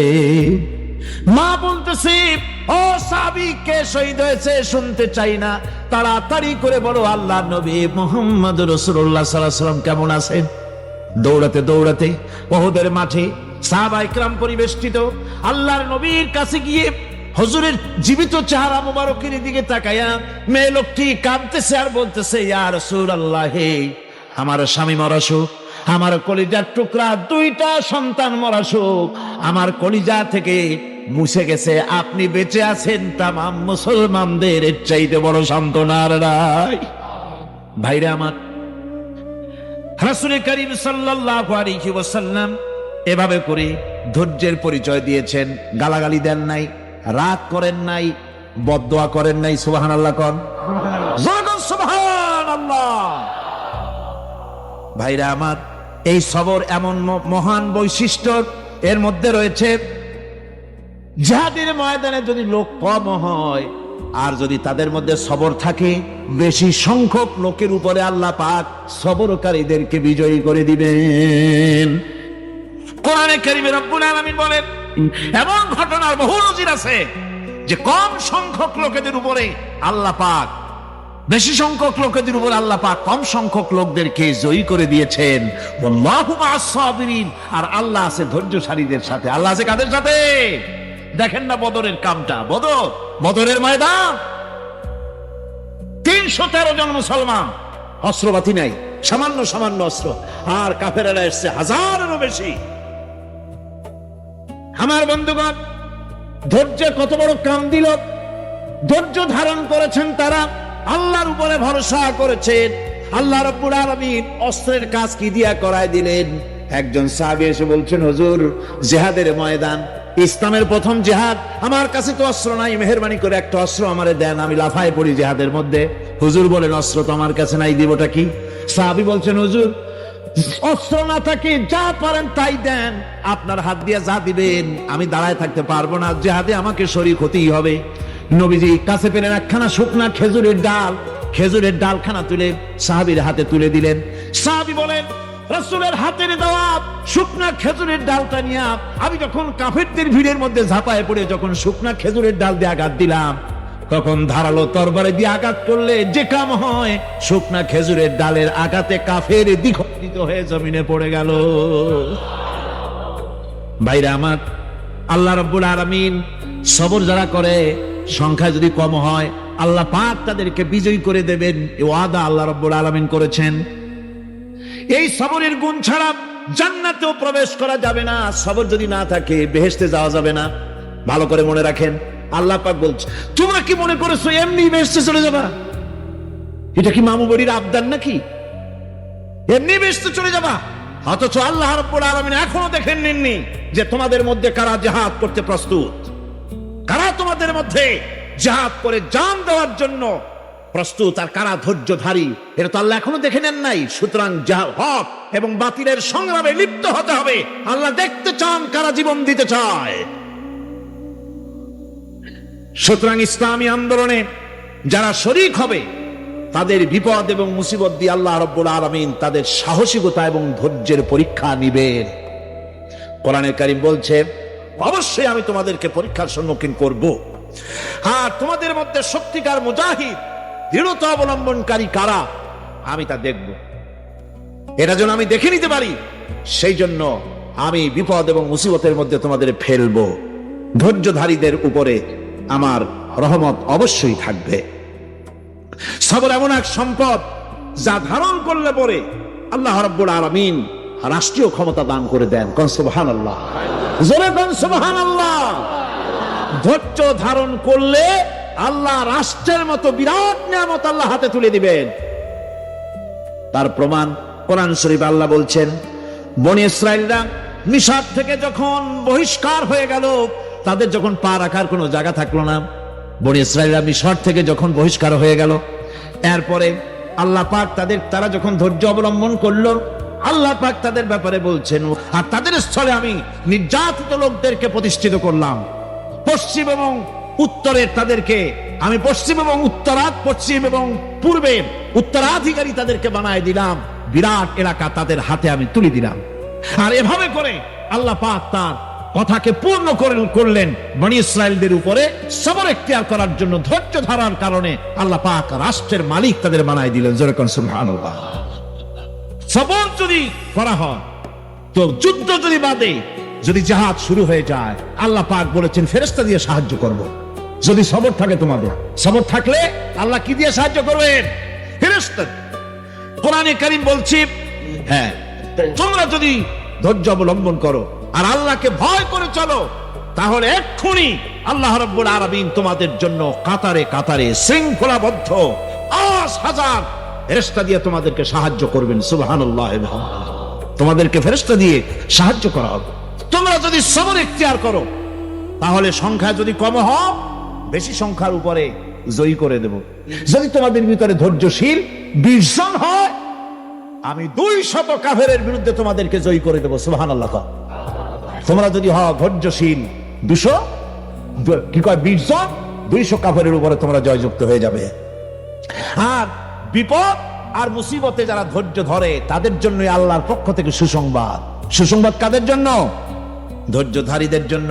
কোরআনে কারীম বলছে, সুসংবাদ সেই সব ধৈর্যশালীদের জন্য যারা নাকি বিপদ এবং মুসিবতে আসলে যারা বলে, কি বলে? পড়েন আমার সাথে, এটা শুধু আমাদের লোকেরা কেউ মরলে পড়ে, এটা শুধু মরার সময় নয়, বরং যে কোনো বিপদ আর মুসিবত এলে মোমেন বান্দা যারা, তারা কি পড়বে? ইন্না লিল্লাহি ওয়া ইন্না ইলাইহি রাজিউন। নিশ্চয়ই নিশ্চয়ই আমরা আল্লাহর জন্য এবং আমাদের সকলকেই আল্লাহর কাছে ফিরে যেতে হবে, প্রত্যাবর্তিত হতে হবে। সবরকারীদের জন্য রয়েছে জান্নাতের সুউচ্চ সম্মানের জায়গা। জান্নাতে সবচেয়ে সম্মানজনক জায়গা আল্লাহ রাব্বুল আলামিন ধৈর্যশালীদেরকে দান করবেন। কোরআনে কারীম বলছে, এরা হলো সেই সব লোক যাদেরকে প্রদান করা হবে বেহেশতের সুউচ্চ মঞ্জিল, কারণ তারা সবর এখতিয়ার করেছিল, তারা সবর করছিল, এই জন্য বেহেশতের সবচাইতে ভালো জায়গা তাদের দেওয়া হবে। কোন আলহামদুলিল্লাহ, জোরে কোন আলহামদুলিল্লাহ। এবং জান্নাতে সবরকারীদেরকে সম্বর্ধনা দেওয়া হবে, সম্বর্ধনা দেওয়া হবে। চিরদিন তারা জান্নাতের ভেতরে বসবাস করবে এবং কতই না সুন্দর, কতই না উত্তম জায়গা সবরকারীদের জন্য আল্লাহ বেহেশতের মধ্যে রেখে যাবেন। জান্নাতে প্রবেশ করার সাথে সাথে চতুর্দিক থেকে ফেরেশতারা ছুটে আসবে সবরকারীদের জন্য। চতুর্দিক থেকে ফেরেশতারা তাদেরকে ইস্তেকবাল করবে। কি বলবে? তোমাদের প্রতি শান্তি বর্ষিত হোক, কারণ তোমরা পৃথিবীতে সবর অবলম্বন করেছিল। কতই না উত্তম জায়গা কতই না সুন্দর জায়গা আল্লাহ রাব্বুল আলামিন সবরের বিনিময় তোমাদেরকে দান করেছেন। সুতরাং এই সবর হচ্ছে মুসলমানদের জন্য সবচেয়ে বড় নিয়ামত। আজ আমার তো মনে হয় পৃথিবীতে মুসলমানরাই সবচেয়ে বেসবর। ট্রেনে যাবে, বসা নিয়ে বেসবর, টিকিট নিয়ে বেসবর, বাসের মধ্যে বেসবর, বাজারে যাবে বেসবর, স্কুলে যাবে বেসবর, যেখানে যান সব জায়গায় আমরা বেশি অধৈর্য, ঠিক কিনা কর? সামান্য সামান্য জিনিস নিয়ে ঝগড়া করা, মারামারি করা, এই হচ্ছে আমাদের ট্র্যাডিশন। ধৈর্য অবলম্বন করতে হবে জীবনের সকল ক্ষেত্রে। এই ধৈর্য আমাদেরকে রক্ষা করতে হবে। এই ধরনের ধৈর্য যদি আমরা অবলম্বন করতে পারি, তাহলে আল্লাহ পাক বলছেন এরাই হলো ঈমানের দাবিতে সত্যবাদী। কোন আলহামদুলিল্লাহ। কারা কারা? না না, শুধু সবরকারী না। এই যে 10টা পয়েন্ট বলা হলো, কয়টা পয়েন্ট বলা হয়েছে? 10টি পয়েন্ট। সেই 10টি পয়েন্ট যারা পালন করবে এরা হলো ঈমানের দাবিতে সত্যবাদী, আর এরাই হচ্ছে প্রকৃতপক্ষের মুত্তাকি। আমরা মুত্তাকি বুঝি দাঁতে ছাতা, দাড়ি দাড়ি আশ্রয় না, জাব্বা জুব্বা গায়ে দিয়ে কোনো জায়গায় পড়ে থাকে, এটা বড় মুত্তাকি, খুব পরহেজগার। সালার চট্টর যদি পড়ে তাহলে তো আরো বড় পরহেজগার। জি, আর যদি কাপড় চোপড় মোটেও না থাকে তাহলে তো খাজা বাবা হয়ে গেল। নাউযুবিল্লাহ মিন যালিক। আর আল্লাহ বলছে মুত্তাকি কারে কয় শোনো, এরে কয় মুত্তাকি যাদের মধ্যে এই 10টা গুণ আছে। সুতরাং গত বছর এবং আজকে 2টা বছরের 10 দিন মিলাইয়া আমরা 10টা কথা আলোচনা করলাম। কয়টা কথা বললাম? প্রকৃত পুণ্যবান হওয়ার জন্য মানে হচ্ছে শুধু পূর্ব পশ্চিমে, আবার আমরা সেই গোড়ার আয়াতে ফিরে যাই। পূর্ব পশ্চিমে কতবার মাথা ঘুরালেন, কোন দিকে কয়টা সেজদা দিলেন, এটাই নেককার আর পুণ্যবান হওয়ার জন্য যথেষ্ট নয়। নেককার আর পুণ্যবান হতে হলে শর্ত লাগবে 10টা। জোরে বলেন কয়টা? 10টি শর্ত লাগবে। এই 10টি শর্ত যদি সম্পাদন করতে পারি, যদি আমল করতে পারি, জীবন ধন্য হয়ে যাবে। সেই 10টি কথা আমি আবার আপনাদের স্মরণ পটে তুলে দিতে চাই, প্যাকেট করে পকেটে উঠাই দিতে চাই, যেন বাড়ি নিয়ে যেতে পারেন। 1 নম্বর হচ্ছে 10টি পয়েন্টের 1 নম্বর আল্লাহর প্রতি ঈমান। 1 নম্বরে আল্লাহর প্রতি ঈমান, 2 নম্বরে পরকালের প্রতি ঈমান, 3 নম্বরে ফেরেশতাদের উপর ঈমান, 4র্থ নম্বরে কিতাবের প্রতি ঈমান, 5ম নম্বরে নবীদের প্রতি ঈমান, 6ষ্ঠ নম্বরে সহায় সম্বলহীন নিকটবর্তী আত্মীয়, ইতিম, মিসকিন, প্রবাসী, মুসাফির, সাহায্য প্রার্থী, এদেরকে মুক্ত করার জন্য এদেরকে সাহায্য প্রদান করা। 7 নম্বরে নামাজ প্রতিষ্ঠা করা, 8 নম্বরে যাকাত আদায় করা, 9 নম্বরে ওয়াদা পালন করা, 10 নম্বরে সবর এখতিয়ার করা। কয়টা হলো? এই 10টি কাজ যদি আমরা পালন করতে পারি, বিপদে মুসিবতে ধৈর্য ধারণ করতে পারি, যত মুসিবত আসুক, আসলে এগুলি কিছু না। মুসিবত আল্লাহ টেস্ট করবেন, মুসিবত দিয়া আল্লাহ টেস্ট করেন। দেখা যায় যে ওদের শক্তি খুব বেশি, চোখে আপনি দেখতে পারেন, কিন্তু আল্লাহ বলছেন ইন্না কায়দাশ শায়তানে কানা দাঈফা। বাতিলরা হলো শয়তান, বাতিলরা কি? আর ওদের চক্রান্ত আসলেই দুর্বল। এদের চক্রান্ত আসলে কি? দুর্বল। কাজেই এগুলিকে ভয় করা যাবে না। বিপদে মুসিবতে ধৈর্য ধারণ করে যদি অগ্রসর হওয়া যায়, তো আল্লাহ রাব্বুল আলামিন এই 10টি পয়েন্ট যদি আমল করা যায়, দুনিয়ার শান্তি পাবো, আখিরাতেও শান্তি পাবো। যত মুসিবত আসুক, বিপদ আসুক, ধৈর্যের সাথে মোকাবেলা করতে হবে। ধৈর্যের অর্থ কি? আমি আগেই বলেছি, ধৈর্যের অর্থ হচ্ছে অবিচলতা, দৃঢ়তা, বরদাস্ত করা, সহিষ্ণুতা, ধীরতা, স্থিরতা। ধৈর্যের অর্থ এটা নয় একজন একটা থাপ্পড় মারলো আর আপনি বলবেন যে বাবা ব্যথা পাইছে নাকি, তাহলে আরো একখান থাপ্পড় দিয়া দাঁত আমার সবগুলো ভালায় না। এর নাম ধৈর্য নয়। ধৈর্য হচ্ছে পরিস্থিতির মোকাবেলা করতে হবে সাহসিকতার সাথে, এর নাম হচ্ছে ধৈর্য। ওই যে আমি একটা দৃষ্টান্ত দিয়ে থাকি, এক সাপ একবার মুরিদ হয়েছিল এক পীর সাহেবের কাছে। পীর বলছিলেন যে না, আমি তো এইসব সাপ টাপ মুরিদ বানাই না। কয় না হুজুর, আমারে বানান। তারপরে মুরিদ বানায় কিছু অজিবাতারে শিখাই দিল, আর বললো খবরদার কাউকে দংশন করবে না। ঠিক আছে, সে যায়া জিগারাজগার শুরু করে দিয়েছে। এর মধ্যে জমিনে রাখাল আসছে, ধান কাটছে, ধানগুলো নিবে কি করে? দড়ি দাড়ি পাচ্ছে না, তো কি করা যায়, বানবে কি দিয়া? সন্ধ্যার পরে অন্ধকারে দেখে যে দড়ি একটা পড়ে আছে, কি দড়ি তা তো ওরা বুঝে নেই, ওইটারে নিয়ে ধানরে ফেসাইয়া লেজ দিয়ার মাথা দিয়ে এরকম করে বাসেটারে দিয়ে বানছে। সাপ তখন বলতেছে, হায় হায় রে, কেবল যে মুড়ি ধইছি, তা না হলে তুই ঠিক পাইতি যে আমি কি ধরনের দড়ি। এরপরে নিয়ে বাড়ি নিয়ে ভালাই দিয়েছে, ওটারে খুলে সাপটার ঘাড় গেছে মস্কিয়া। বহুত কষ্ট করে হুজুরের বাড়ি গিয়ে হাজির, কয় যে হুজুর কি একখান জিকের শিখাইলেন, আমার তো ঘাটটার মস্কে শেষ।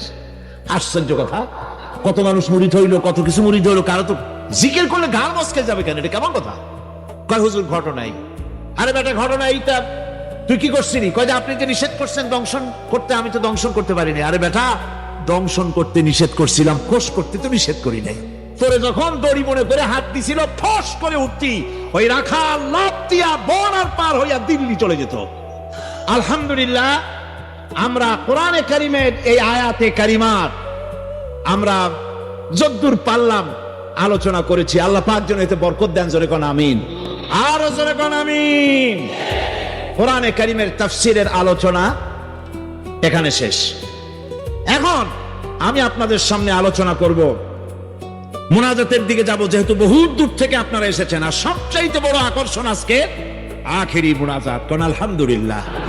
এত লোক আল্লাহর কাছে হাত তুলবে আর আল্লাহ হাত ফিরাই দিবে, আমি বিশ্বাস করি না। তার নাম রহমান। তার নাম কি? তার নাম কি? রাহিম, রহমান।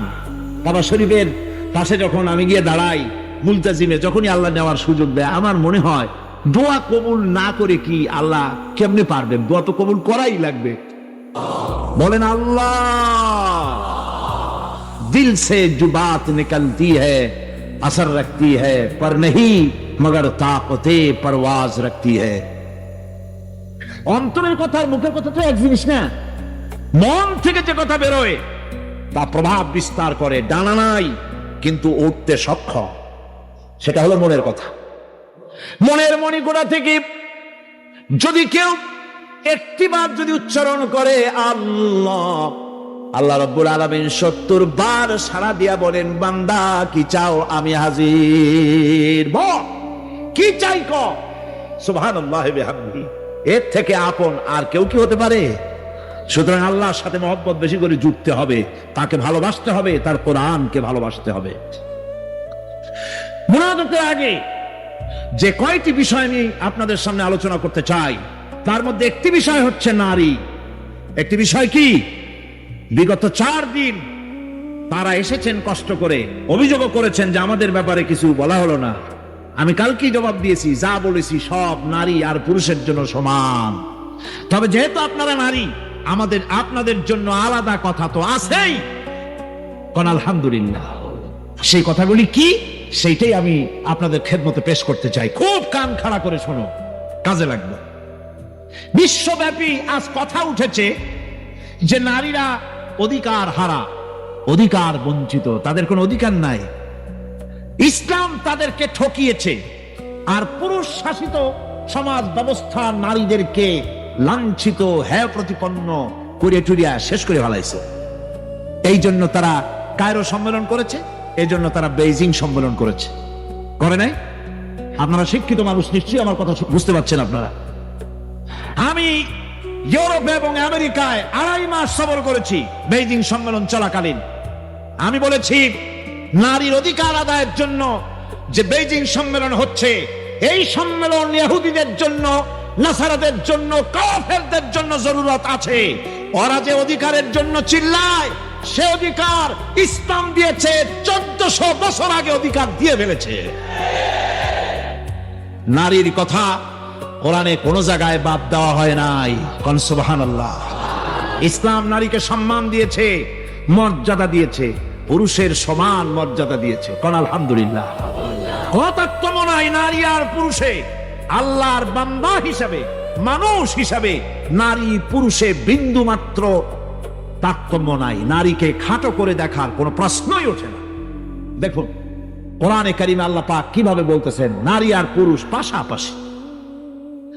আল্লাহ রাব্বুল আলামিন বলেন, নিশ্চয়ই মুসলমান পুরুষ, মুসলমান নারী, মুমিন পুরুষ, মুমিন নারী। ওয়াল কানিতিনা ওয়াল কানিতাত। আর অনুগত পুরুষ আর অনুগত নারী, আর ধৈর্যশীল পুরুষ আর ধৈর্যশীল নারী, বিনীত পুরুষ আর বিনীত নারী, দানশীল পুরুষ আর দানশীলা নারী, রোজা পালনকারী পুরুষ আর রোজা পালনকারী নারী, যৌনাঙ্গ হেফাজতকারী পুরুষ, যৌনাঙ্গ হেফাজতকারী নারী, আর আল্লাহর অধিক পরিমাণে জিকিরকারী পুরুষ আর অধিক পরিমাণে জিকিরকারী নারী। তাদের জন্য আল্লাহ পাক রেখেছেন ক্ষমা এবং মহা পুরস্কার। নারীর বাদ দিছে কোন? নারী বাদ আছে? কোন জায়গায় বাদ নাই। পুরুষ হজ করলে সওয়াব বেশি, নারী হজ করলে সওয়াব কম। পুরুষ হজ তাহাজ্জুদ পড়লে সওয়াব বেশি, নারী তাহাজ্জুদ পড়লে সওয়াব কম। আছে নাকি এরকম? আছে এরকম? নাই। পুরুষের পাশাপাশি নারীকে আল্লাহ পাক দাঁড় করিয়েছেন। আমলের দিক থেকে নারী এবং পুরুষের আমলের মধ্যে কোনো পার্থক্য নাই। আল্লাহ পাকের কথা শোনাচ্ছি, মন গড়া কথা বলবোই না। আলহামদুলিল্লাহ, যা বলি দলিল ভিত্তিক বলতে চেষ্টা করি। নারী আর পুরুষের আমলের মধ্যে আল্লাহর কাছে কোনো পার্থক্য নাই। আল্লাহ পাক কোরআনে কারীমের মধ্যে বলছেন, পুরুষ আর নারীর মধ্যে যারা ঈমানদার অবস্থায় সৎ কাজ করে তাদেরকে আমি কল্যাণমূলক জীবন দেই, হায়াত দেই, সুন্দর জীবন তাদেরকে আমি দান করি। আর তাদের জন্য রয়েছে শ্রেষ্ঠতম পুরস্কার। মোমেন পুরুষ হোক আর নারী হোক, তাদের আমলের জন্য উত্তম পুরস্কার, সমান পুরস্কার আল্লাহ পাক তাদেরকে দান করবে। আর জান্নাত নারী এবং পুরুষ উভয়ের জন্য। বেহেশতে পুরুষরা যাবে আর মেয়ে লোকেরা বুঝি বেহেশতে যাবে না? ঠিক না? কোরআনে কারীমে আল্লাহ পাক বলেন, বেহেশতের মধ্যে যারা নাকি নেক আমল করবে, ভালো কাজ করবে, তারা পুরুষ হোক আর নারী হোক, মুমিন অবস্থায় যারাই ভালো কাজ করবে, পুরুষ আর নারী উভয় কি আল্লাহ রাব্বুল আলামিন জান্নাত দান করবেন। কি দেবেন? আজ কথা উঠেছে, জান্নাত তো দেবে, কিন্তু মেয়ে লোকেরা তো হুর পাবে না। পুরুষেরা জনমের মতো হুর পাবে, মেয়ে লোকে পাবে নাকি? এরকম একটা কথা উঠেছে।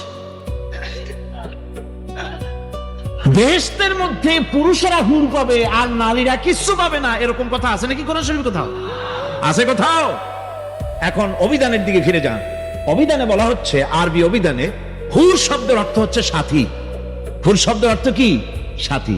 এই সাথী শুধু পুরুষে পাবে, মেয়ে লোকে পাবে না, এমন কথা তো পার্থক্য কোরআনে করা হয় নাই।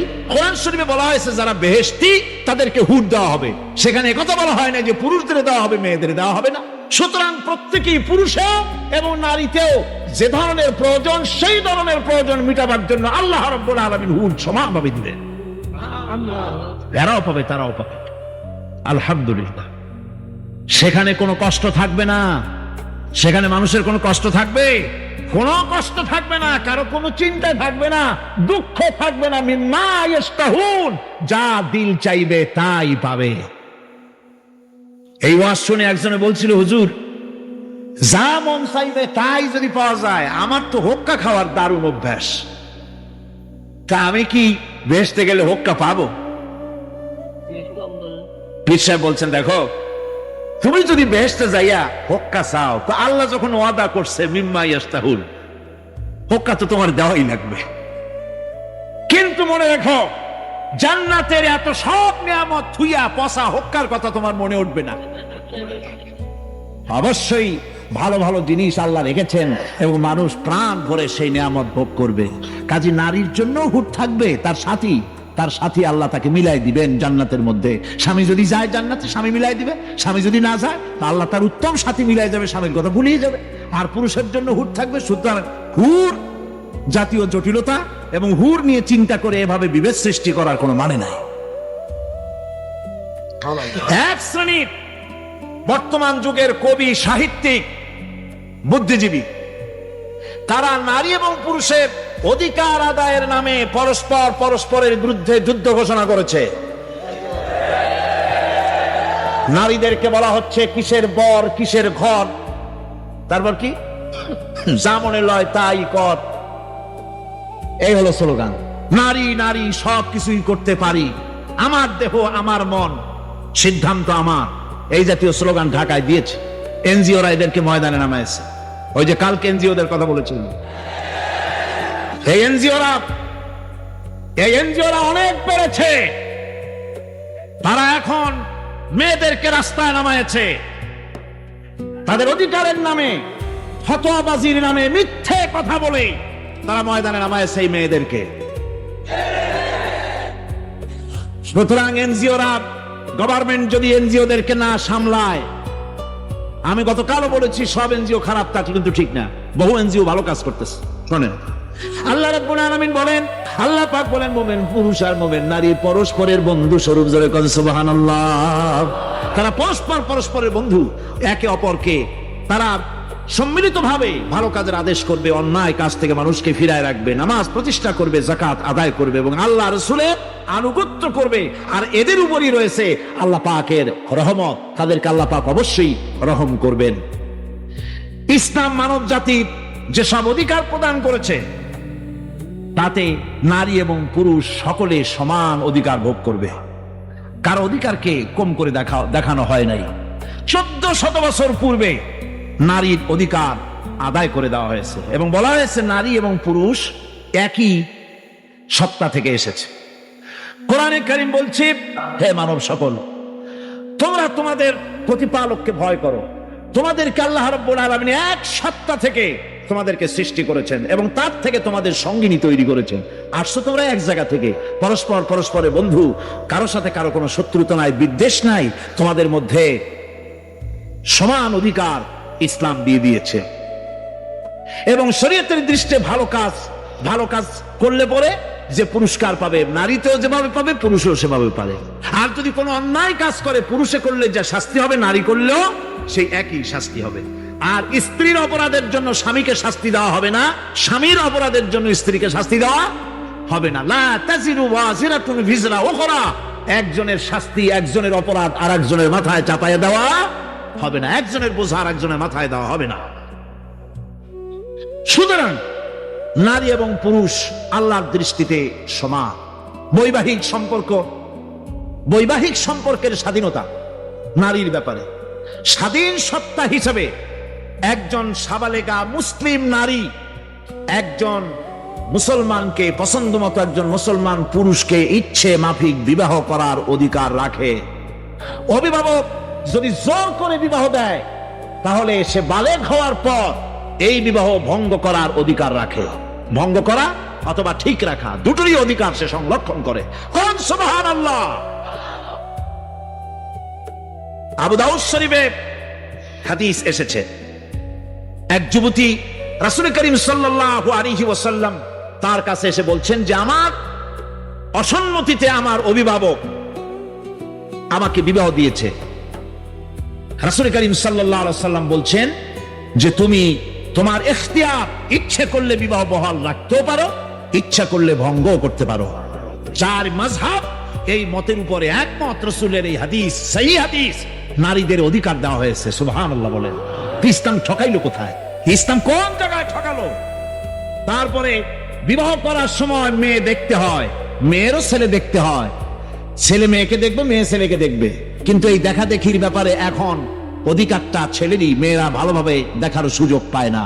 অথচ রাসূল বলেছেন পরস্পরকে তোমরা দেখে নিও।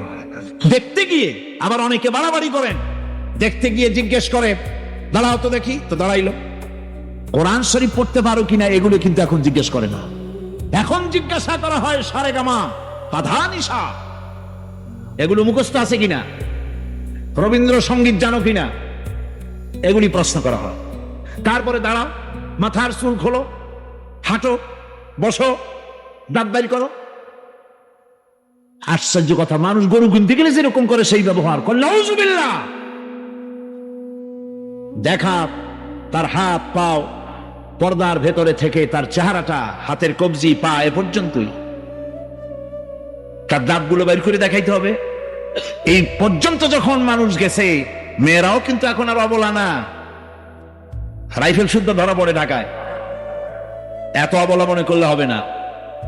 এরপরে উল্টা আসবে, জিজ্ঞেস করবে আমার তো এখন আমার পরীক্ষার বেলা তো শেষ, এবার তোমার পরীক্ষা বলো, তোমার নাম কি?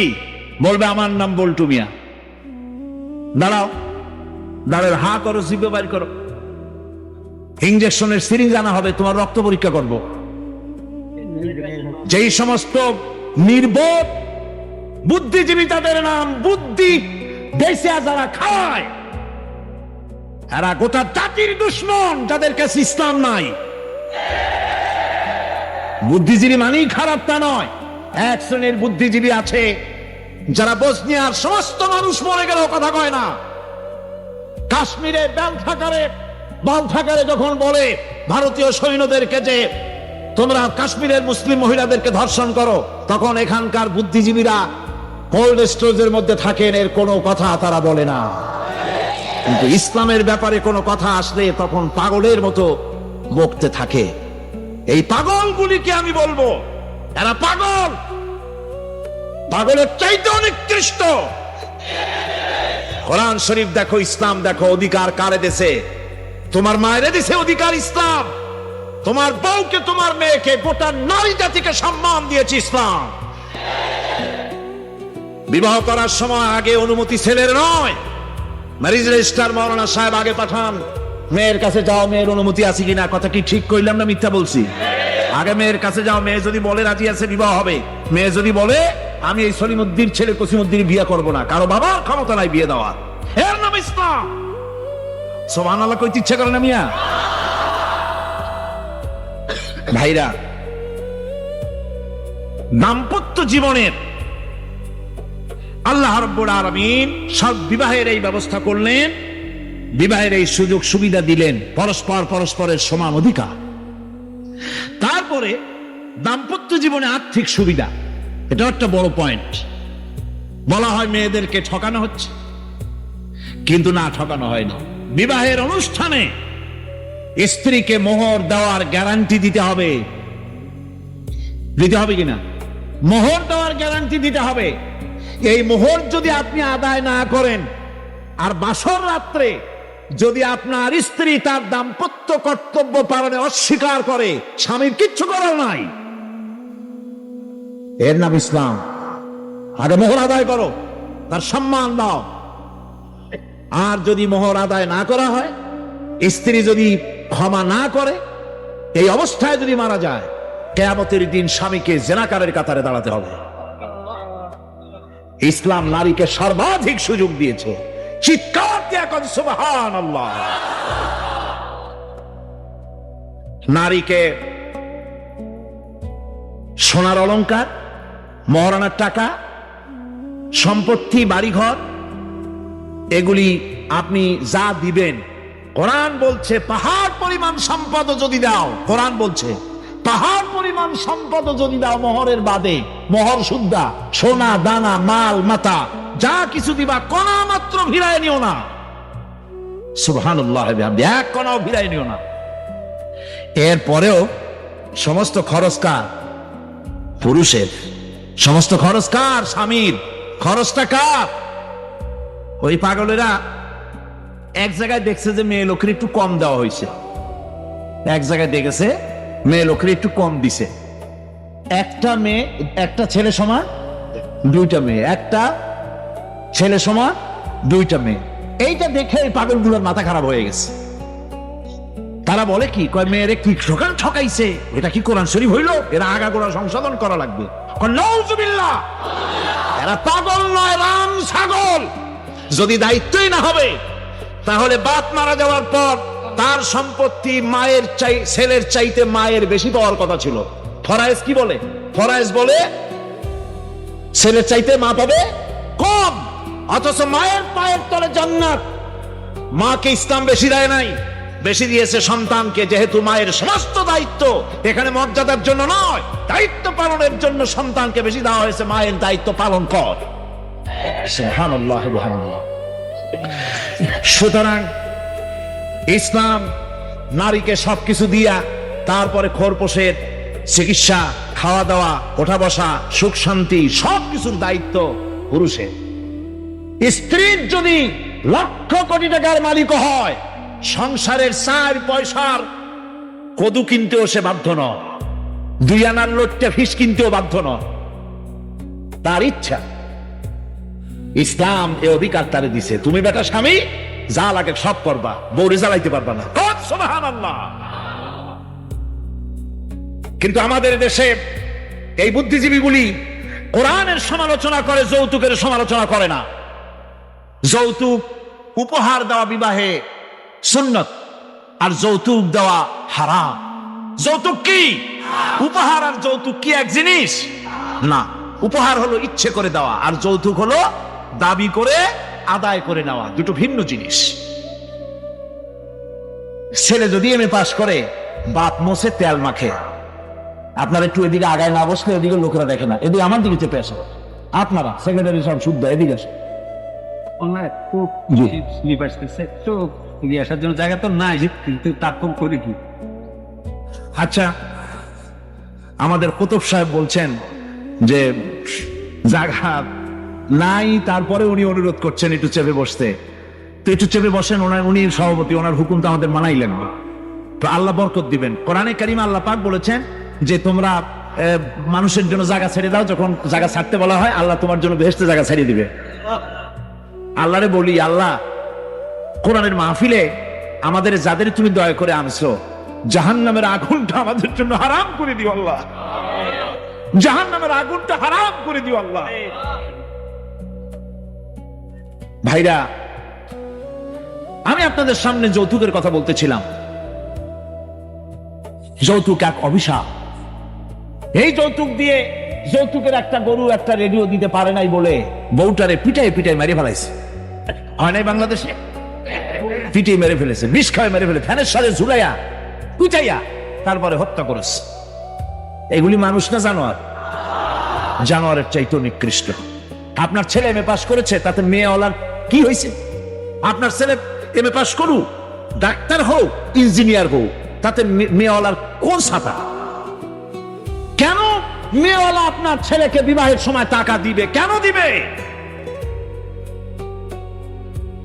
নির্লজ্জের মতো দাবি জানানো হয়, খাট দিতে হবে, পালঙ্ক দিতে হবে, 50 লক্ষ টাকার ক্যাশ দিতে হবে, গুলশানে অফিস বানায় দিতে হবে, মঙ্গল গ্রহে নতুন করে বাড়ি বানায় দিতে হবে। আজীব তামাশা, আজীব, হারাম। আপনি চাইয়া নিতে পারবেন না, চাইয়া নেওয়া হারাম। শুকরের মাংসের মতোই হারাম। যারাই মাহফিলে আসছেন, ছেলের বাপ, ছেলে বিয়ে দেন নাই এখনো, কোরআনের মাহফিলে ওয়াদা করতে কি পারবেন যে শুকরের মাংসের মতো ঘৃণ্যতম এই গুনাহ আমার ছেলে বিয়ে দেওয়ার সময় আমি কারো কাছ থেকে কিছু চাইয়া আদায় করব না? এই ওয়াদা করতে পারবেন? শুধু ছেলের বাপের হাত উঁচা করেন, ছেলের বাপ। আরে বাচ্চারা হাত উঁচা করো না, বাপেরা, বাপেরা, শুধু ছেলের বাপেরা। আবার বলি, শুধু ছেলের বাপেরা হাত উঁচা করুন। আলহামদুলিল্লাহ, আল্লাহ হাতগুলি কবুল করে, জোরে কোন আমিন। হাত নামান। এবার যারা হাত উঠাইতে পারো নাই, মনের মধ্যে আফসোস, সেই যুবক, তরুণ, ছাত্ররা, তোমরা যারা বিয়ে করনি, থামো। বিবাহ যারা করনি, বিবাহের সময় বাপের টাকা দিয়া, নিজের কামাই করা টাকা দিয়া বউরে সোনা দিবা, দানা দিবা।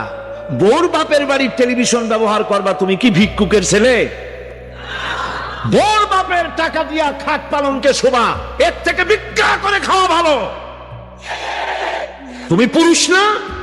তুমি মেয়ে লোকের মায়ের কাছ থেকে, বাপের কাছ থেকে চান্দা আদায় করে ভিক্ষা করা, মশারি আর লেপ গায়ে দাও, নির্লজ্জ বেহায়া।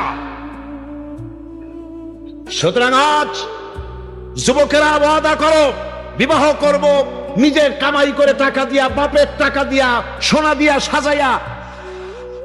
একটা জিনিস প্রমাণিত হলো, একটা জিনিস প্রমাণিত হয়ে গেল, সেটা হচ্ছে এই হাত উঠাবার মাঝে যে জিনিসটি প্রমাণিত হলো, তাহলে এই লক্ষ লক্ষ জনতার ভিতরে বাপেদের যখন হাত তুলতে বলেছি, তখন হাত উঠেছে 10 or 15%, যদ্দূর আমি দেখছি। আর তখন অবিবাহিত যুবক, তরুণ আর ছাত্রদের হাত তুলতে বলেছি, তখন হাত উঠেছে 85 or 90%, ঠিক কিনা? এর দ্বারা প্রমাণ করে আজ তরুণেরা, যুবকেরা ইসলামী আন্দোলনের উত্তাল ঢেউতে সামিল হয়ে আল্লাহর বিজয়কে ছিনিয়ে আনবে ইনশাআল্লাহ। সমস্ত মুসলমান বলতে নারী পুরুষ সব ইলম অর্জন করা, জ্ঞান অর্জন করা আল্লাহর নবী ফরজ করেছেন। আপনি তার থেকে বাদ নন। আপনি উচ্চ শিক্ষা লাভ করতে পারবেন, সব পারবেন, তবে পর্দা সহকারে। কি সহকারে? পর্দা সহকারে। আর এই পর্দা করবেন আপনার নিজের স্বার্থে। পর্দা কার স্বার্থে? আপনার স্বার্থে। দেখুন, বোরখা না পরে, চাদর না পরে, নিজের চুল মুখ সাজায়া গোছায়া যদি দোকানে যান কেনাকাটা করতে, দোকানদার দেখেই কবে ভাবি আসেন আসেন। আর যদি বোরখা পরে যান, চাদর পরে যান, তাহলে যে ভাবি বলছিল সেই বলবে খালাম্মা আসসালামু আলাইকুম, চাচি আম্মা বসেন। একটা অপরিচিত যুবক আপনার চেহারার আকর্ষণ সে ভোগ করলো আর ভাবি বলে ডাকলো, এতে কি সম্মান বাড়লো? বাড়ে নাই। চাদর পরে যাবেন, বোরখা পরে যাবেন, আপনাকে মা বলে ডাকবে, খালাম্মা বলবে, আপনার ইজ্জত বেড়ে গেল। আমি একটি কথা সব জায়গায় বলি, নারীর মুখে এসিড পড়ার ঘটনা বাংলাদেশে যত ঘটেছে, একটা প্রমাণ দেখান বোরখা পরা কোন মেয়ের মুখে কি এসিড পড়েছে? পড়বেও না, পড়বেও না। আল্লাহ পাক তার হেফাজতের দায়িত্ব নেবেন, কোন আলহামদুলিল্লাহ। মা বোনেরা, আমি আপনাদের খেদমতে আরজ করতে চাই, এই পর্দা আপনারা করেন, চাদর পরবেন, তবে প্রধানমন্ত্রীর চাদর পরার মতো নয়। প্রধানমন্ত্রী চাদর পরেছেন, একটা ভালো কাজ করেছেন, কিন্তু চাদরটা ইসলাম যেভাবে পড়তে বলেছে উনি সেভাবে পরেন নাই। আল্লাহর কোরআন বলছে এমন চাদর পরতে হবে যে চাদর পরলে মাথা, গলা, বুক ঢেকে যায়। আর মুখ খোলার ব্যাপারে ইখতিলাফ রয়েছে, মেয়েদের মুখ খোলার ব্যাপারে। চাদর আর নেকাব, হিজাব আর নেকাব দুটো কথা। হিজাব হচ্ছে সবটা ঢেকে দেওয়া, আর নেকাবটা হচ্ছে নাকের উপর দিয়ে, কপালের উপর দিয়ে চোখ দুটো খোলা রাখা। এখানে দুটো মত আছে। একটা মত হচ্ছে মুখ খোলা রাখা যাবে, হাতের কবজি পায়ের পাতা পর্যন্ত সমস্ত শরীর ঢেকে মুখ খোলা রাখা যাবে। আর একটা মত হচ্ছে যে হাতের কবজি পায়ের পাতা দুটো খোলা থাকবে, মুখকে ঢাকতে হবে। দুটো মতের মধ্যে মুখ ঢাকার পক্ষে মত অত্যন্ত বলিষ্ঠ এবং জোরালো। সাহাবায়ে কেরাম, মুফাসসিরিনে কেরাম, মুহাদ্দিসিনে কেরাম মুখ ঢাকার পক্ষে রায় দিয়েছেন। কারণ একটা মানুষ আর একটা মানুষকে দেখে পাগল হয়। কি দেখে? মেয়ে লোকটা ঠ্যাং কেমন, ঠ্যাং দেখে পাগল হয়? হাত দেখে পাগল হয়? তার চেহারা হচ্ছে সৌন্দর্যের লীলাভূমি, সৌন্দর্যের উৎস। পুরুষ হোক আর নারী হোক, চেহারাটাই হলো সৌন্দর্যের উৎস। সেটাই যদি ঢাকা না হলো তাহলে এই চাদরের কোনো মানে নাই। সুতরাং মা বোনেরা, বোরখা পরবেন আর নেকাব পরবেন, আপনার সৌন্দর্য কমবে না, বরং এটা নিয়ামত হবে। কিয়ামতে আল্লাহ জান্নাত দিবেন, দুনিয়াও শান্তি পাবেন, মর্যাদা পাবেন, কোন আলহামদুলিল্লাহ। সুতরাং চাদর পরতে হবে, কোরআনের নির্দেশ। সেই চাদরটা একটা মাফলারের মতো নয়, গামছার মতো চিকুন নয়, মশারির মতো পাতলা নয়। চাদরটা একটু পুরু হবে, চাদরটা একটু ভারী হবে। হযরতে আসমা বিনতে আবি বকর রাদিয়াল্লাহু তাআলা আনহা, তিনি একটা পাতলা চাদর পরে রাসূলের ঘরে গিয়েছিলেন। হুজুর সাল্লাল্লাহু আলাইহি ওয়াসাল্লামের নজরে পড়লো, হুজুরের চেহারা লাল হয়ে গেল। হযরত আয়েশা রাদিয়াল্লাহু তাআলা আনহা হযরত আসমাকে ভেতরে দেখে নিয়ে তার গায়ের চাদর ছিঁড়ে টুকরা করে ফেলে দিলেন আর একটা মোটা চাদর পরাই দিল। সুবহানাল্লাহি বিহামদি। ইসলাম আমাদেরকে সব শিখাইছে। আমার মায়েরা, আমার বোনেরা, আজ যারা আপনারা আমাদের পাশে বসে কথা শুনছেন, আপনারা হযরত খাদিজার উত্তরসূরি, ফাতেমার উত্তরসূরি, হযরত আয়েশার উত্তরসূরি। আপনারা আমাদের মায়ের জাত। আপনাদের পায়ের তল ইসলাম বেহেশত দিয়েছে। এর থেকে মর্যাদা আর পৃথিবীতে আপনাদেরকে কেউ দিতে পারবে না। সমান অধিকারের নামে পাশ্চাত্য নারীদেরকে পুরুষের সমান বানায়া তাদেরকে ভোগ করতেছে, আর ইসলাম নারীকে সমান অধিকারের নামে পুরুষের সমান অধিকার দিয়েছে আর তাদের মর্যাদা রক্ষা করেছে। সুতরাং ইসলামের পক্ষে থেকেই আপনারা কাজ করুন, আল্লাহ পাক আপনাদের প্রতি রহম করবেন। আপনাদের দায়িত্ব হচ্ছে ঘরটাকে ইসলামের দুর্গ বানাবেন, ছেলে পেলেগুলিকে ভালো নাম রাখবেন, স্বামীকে ইসলামের পথে পরিচালিত করবেন, কোরআন শিখবেন, কোরআন শিখাবেন। আর ঘরের মধ্যে দর্শে কোরআন, দর্শে হাদিস, অথবা শহরে যে সমস্ত মহিলা ইউনিট আছে, যেসব জায়গায় সব আলোচনা হয়, কোরআনের আলোচনা, হাদিসের আলোচনা, ইসলামের আলোচনা, যোগাযোগ করে খবর নিয়ে জেনে সেসব ইউনিটে গিয়ে বসবেন। নিজের চরিত্র, ঘর, দরজা, বিবি, বাল বাচ্চা ভালো বানাবেন। কারণ অল্প সময়ের জন্য এসেছি, আবার আমাদের এখান থেকে বিদায় হয়ে যেতে হবে। মা বোনদের প্রতি একান্ত অনুরোধ, আপনারা পর্দায় থাকুন আর শিরক থেকে বাঁচুন। বহুত মেয়ে লোকেরা শিরক করে, পাইকারি দরে মানত করে। দুই তিনটা কাজ খুব বেশি করে। একটা হলো কৃতজ্ঞতার অভাব। সব মেয়ে লোকের না, মা বোনেরা রাগ করবেন না, কিন্তু কিছু কিছু মেয়ে লোক এমন আছে, হয়তো সারা জীবন স্বামী ভালো কাপড় দিল, একদিনের কাপড়টা একটু খারাপ হয়েছে, কয় যে তোমার ঘরে এসে একটা ভালো শাড়ি পরতেই পারলাম না। সারা জীবন ভালো ব্যবহার হলো, একদিনের ব্যবহার একটু খারাপ হলো, তোমার কাছে কোনো ভালো ব্যবহার জীবনে পাইলামই না। এই অকৃতজ্ঞতা আপনারা না, এ ধরনের মেয়ে লোক গ্রামে গঞ্জে আছে আর কি। আর বদদোয়া করে বেশি, বদদোয়া করে বেশি। আজরাইল এত মানুষ মারে, আমারে সই দেয় না, আমার মউত হয় না কেন? মৃত্যু কামনা করে। এই মৃত্যু কামনা করা কবিরা গুনাহ, মৃত্যু কামনা করা যাবে না। আর মনটা খুব দুর্বল, কথায় কথায় মানুষ সানত করে, অমুক কসমরে দেবো, অমুক কুমিরে দেবো, অমুক গাছে টাকা দেবো, অমুক মাজারে এই দেবো, এইভাবে মানুষ সানত করে শিরকের মধ্যে মুবতালা হয়ে যায়। এই শিরক থেকে আপনাদের বাঁচতে হবে। শিরক কারে কয়, তাওহীদ কারে কয়, এই জিনিসগুলি বোঝার জন্য আপনারা বই কিতাব পড়ে শিরক এবং তাওহীদের অবস্থাটা বুঝে নিয়ে নিজের মজবুতি গ্রহণ করবেন। এটা আপনাদের প্রতি আমার অনুরোধ রইল। মা বোনেরা, আপনারা আমাদের কাছে সম্মানের পাত্রী। ইসলাম আপনাদেরকে যথেষ্ট মর্যাদা দিয়েছে। মসজিদে আপনাদের জন্য জায়গা করা হয়েছে। রাসূলুল্লাহর মসজিদ, আল্লাহর নবীর মসজিদ, যেই মসজিদে 8 রাকাত নামাজ পড়লে 50,000 রাকাতের সওয়াব হয়, সেই মসজিদে রাসূলুল্লাহ হায়াতে, রাসূলুল্লাহ নিজে মেয়ে লোকদের জন্য জায়গা সংরক্ষণ করেছেন। আজও সে দরজা আছে, বাবুন নিসা, সে দরজা আজও রয়েছে। মহিলারা সেই দরজা দিয়ে যায়, হাজার হাজার মা বোনেরা সেখানে নামাজ পড়ে। এদেশ যদি ইসলামের রাষ্ট্র হয়, আল্লাহ যদি ইসলামের রাষ্ট্র হিসাবে কবুল করেন, বাংলাদেশের সবগুলি বড় বড় মসজিদে মহিলাদের জন্য নামাজ পড়ার আলাদা জায়গা সংরক্ষণ করা হবে ইনশাআল্লাহ। আর পার্লামেন্টে যৌতুক বিরোধী বিল উত্থাপন করে যৌতুক প্রথাকে ঝাঁটা মেরে বঙ্গোপসাগরে নিক্ষেপ করা হবে ইনশাআল্লাহ। মা বোনেরা, আপনাদের অধিকার, আপনাদের অধিকার প্রতিষ্ঠিত হবে।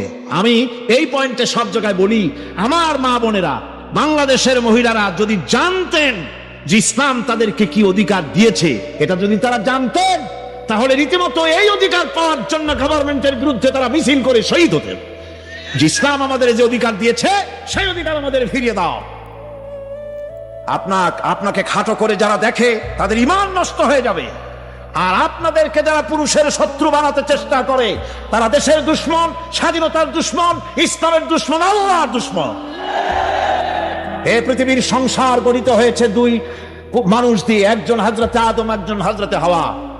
একজন আর একজনের জন্য শান্তির উৎস। ওয়া মিন আয়াতিহি আন খালাকা লাকুম মিন আনফুসিকুম আজওয়াজান লিতাসকুনু ইলাইহা ওয়া জাআলা বাইনাকুম মাওয়াদ্দাতান ওয়া রাহমা। তোমাদের থেকে তোমাদের জোড়া বানাইছি এই জন্য যে তোমরা একে অপরের কাছে শান্তি পাবে, প্রশান্তি লাভ করবে। তোমাদের মধ্যে ভালোবাসা সৃষ্টি করেছি। আর যখন বুড়ো হয়ে যায়, তখন একের প্রতি অপরের করুণার সৃষ্টি করে দেই। প্রথম বিয়ে করলে ভালোবাসা হয় এক বিশেষ উদ্দেশ্যকে সামনে রেখে, আর যখন বুড়ো হয়ে যায়, তখন সেই উদ্দেশ্য ভাটা পড়ে। তখন কিন্তু যৌবনকালের চাইতে এই সময় প্রেমের জোয়ারে আরো ঠেলা দেয়। তখন বুড়ো বুড়ি ছাড়া আর বাঁচে না, বুড়িও বুড়ারে ছাড়া আর বাঁচে না। এই কথা জওয়ানেরা বুঝবেন না, বুড়োরা এখন মজা বুঝতেছে। সুতরাং আল্লাহর দেওয়া বিধান বাংলাদেশে কায়েমের জন্য আমরা আমাদের জীবনকে উৎসর্গ করে দেওয়ার ওয়াদা করতেছি। বাংলাদেশে কোরআনের রাজ কায়েম হোক, তা কি আপনারা চান? যারা যারা চান দুই হাত উঁচু করে রাখেন। বিশ্ব পরিস্থিতির পরিসমাপ্তির পর কিয়ামত অনুষ্ঠিত হবে।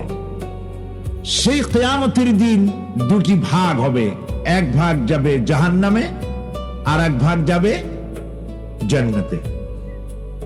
এখন এই জাহান্নামটা কি ধরনের হবে সে সম্পর্কে কোরআন বলছে। জাহান্নাম হচ্ছে একটি ঘাঁটি বিশেষ, লিত্তাগীনা মাআবা, যা হবে বিদ্রোহীদের আবাসস্থল। লাবিথিনা ফিহা আহকাবা, যার ভেতরে মানুষেরা, জাহান্নামীরা যুগের পর যুগ অবস্থান করবে। এবং সেখানে কোনো ঠান্ডা বা কোনো পানীয়, সুপেয় কোনো পানীয় তাদের কিসমতে হবে না। সেখানে পান করার জন্য তারা পাবে উত্তপ্ত টকবগে গরম পানি আর ক্ষতের ক্ষরণ পুঁজ রক্ত। নাউযুবিল্লাহি মিন যালিক। এটি হচ্ছে তাদের কৃত কর্মের পূর্ণ ফল। কারণ ছিল তারা হিসাবের কোনো হিসাব নিকাশের আশা করত না, আর তারা আমার আয়াতগুলিকে মিথ্যা মনে করে প্রত্যাখ্যান করেছিল। আর আমি গুনে গুনে তাদের সমস্ত আমলগুলি লিপিবদ্ধ করে রেখেছিলাম। এই বাড়ি গাড়ির লাইগা করল কুচ মারামারি, মামলা মুকদ্দমা কইরা খাওয়াইলা রে করে। এ দুনিয়া ছেড়ে চলে যেতে হবে, রইব না কেউ সারি। মসজিদে রই পালকি আইনা দুলা দেই সাজায়া তারে জনমের লাগিয়া। কথা ঠিক কিনা? ছেলে মেয়ে নববধূ প্রেমেতে মজিয়া,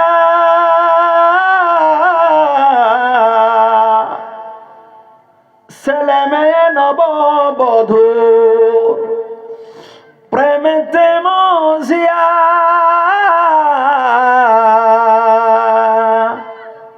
নামাজ রোজা করলা কাবা দুনিয়ায় আসিয়া, নামাজ রোজা করলা কাবা দুনিয়ায় আসিয়া। সেই ছেলেরাই গোসল দিবে, সেই ছেলেরাই গোসল দিবে মুশারি টানাইয়া। মসজিদের ওই পালকি আইনা দুলা দেই সাজায়া তারে জনমের লাগিয়া। যে ছেলে এবং মেয়েদের জন্য আমরা দুনিয়ার সবকিছু হারায় বসছি, দুনিয়ার সবকিছু হারায় বসছি, আল্লাহ চিনি না, রাসূল চিনি না, হালাল চিনি না, হারাম বুঝি না, খালি টাকা লাগে, খালি টাকা লাগে। আর দুনিয়ার মধ্যে সম্মান লাগে, চেয়ারটা আমারে লাগে। দুনিয়ায় কয়টা বস্তুর পাগল গো মানুষ? এক নম্বরে টাকা লাগে, আর দুই নম্বরে চেয়ারটা আমারে লাগে। উষা আসনটা, প্রেসিডেন্টটা আমার বংশ থেকে হোক, মেম্বারটা আমার বংশ থেকে হোক, না কি বুঝেন, মাস্টারটা আমার বংশ থেকে হোক, ডক্টরটা আমারটার থেকেই হোক, তারপরে এমএলএটা আমার বংশ থেকেই হোক, সব আমার লাগে। এই যে দুইটা বস্তুর জন্য মানুষ পাগল হয়ে গেছে। টাকা লাগে, ওই থেকে আসতেছে, কোনো চিন্তা নাই। এই যে জিন্দেগি যে আমরা যেই গতিতে পার করতেছি, এই গতির যদি জিন্দেগি পার হয় আমরা জান্নাতে যাইতে পারবো? কন পারবো? আছে মুখে দাড়ি, কন আছে মুখে দাড়ি আছে, রাসূলের ভালোবাসা আছে। দুইটা বস্তুর প্রয়োজন আছে, একজন আল্লাহ আর দুই নম্বর আমাদের রাসূল। এক নম্বর আমার আল্লাহ, দুই নম্বর আমাদের রাসূল। এই দুইটা বস্তু আমাদের জন্য অতি প্রয়োজনীয়। এই দুইটা বস্তু যদি নিজের জিন্দেগিতে থাকে, আমিও কামিয়াব, দুনিয়াও কামিয়াব, আখিরাতেও কামিয়াব। জোরে কোন সুবহানাল্লাহ। আল্লাহরে ভালোবাসতে হইলে আল্লাহর হুকুমকে মানতে হইব। আল্লাহর মহৎ হুকুম ঈমান, তারপরেই যে ঈমানের পরেই যে স্টেপটা আছেন সেটা হলো নামাজ। ঈমানের পরে আমাদের আল্লাহ কি চায়? কি চায় ভাই? নামাজ চায়। এক নম্বর গেট ঈমান, ওই গেট দিয়ে প্রবেশ করার সঙ্গে সঙ্গে দ্বিতীয় গেট আসতেছেন নামাজ। আমাদের মধ্যে নামাজের অতি অবহেলিত, নামাজের মধ্যে খুব আমাদের অবহেলার মধ্যে যাইতেছে। আমরা কিছু বান্দা আছি নামাজ পড়ি, আর কিছু মানুষ আছি নামাজ পড়ি না। যারা নামাজ পড়ি তাদের মধ্যে থেকেও 100-র মধ্যে মনে করেন 20 জনের সূরা ছানা শুদ্ধ আছে, আর 80 জনের সূরা ছানা ভুল। কথা সত্যি কি মিথ্যা? আপনি যারা নামাজ আমরা পড়তেছি, এর মধ্যে থেকে 100 জন যদি নামাজ পড়ে, তার জন্য 20 জন বাবার জির মুসল্লি বেটার নামাজ শুদ্ধ হইতেছে।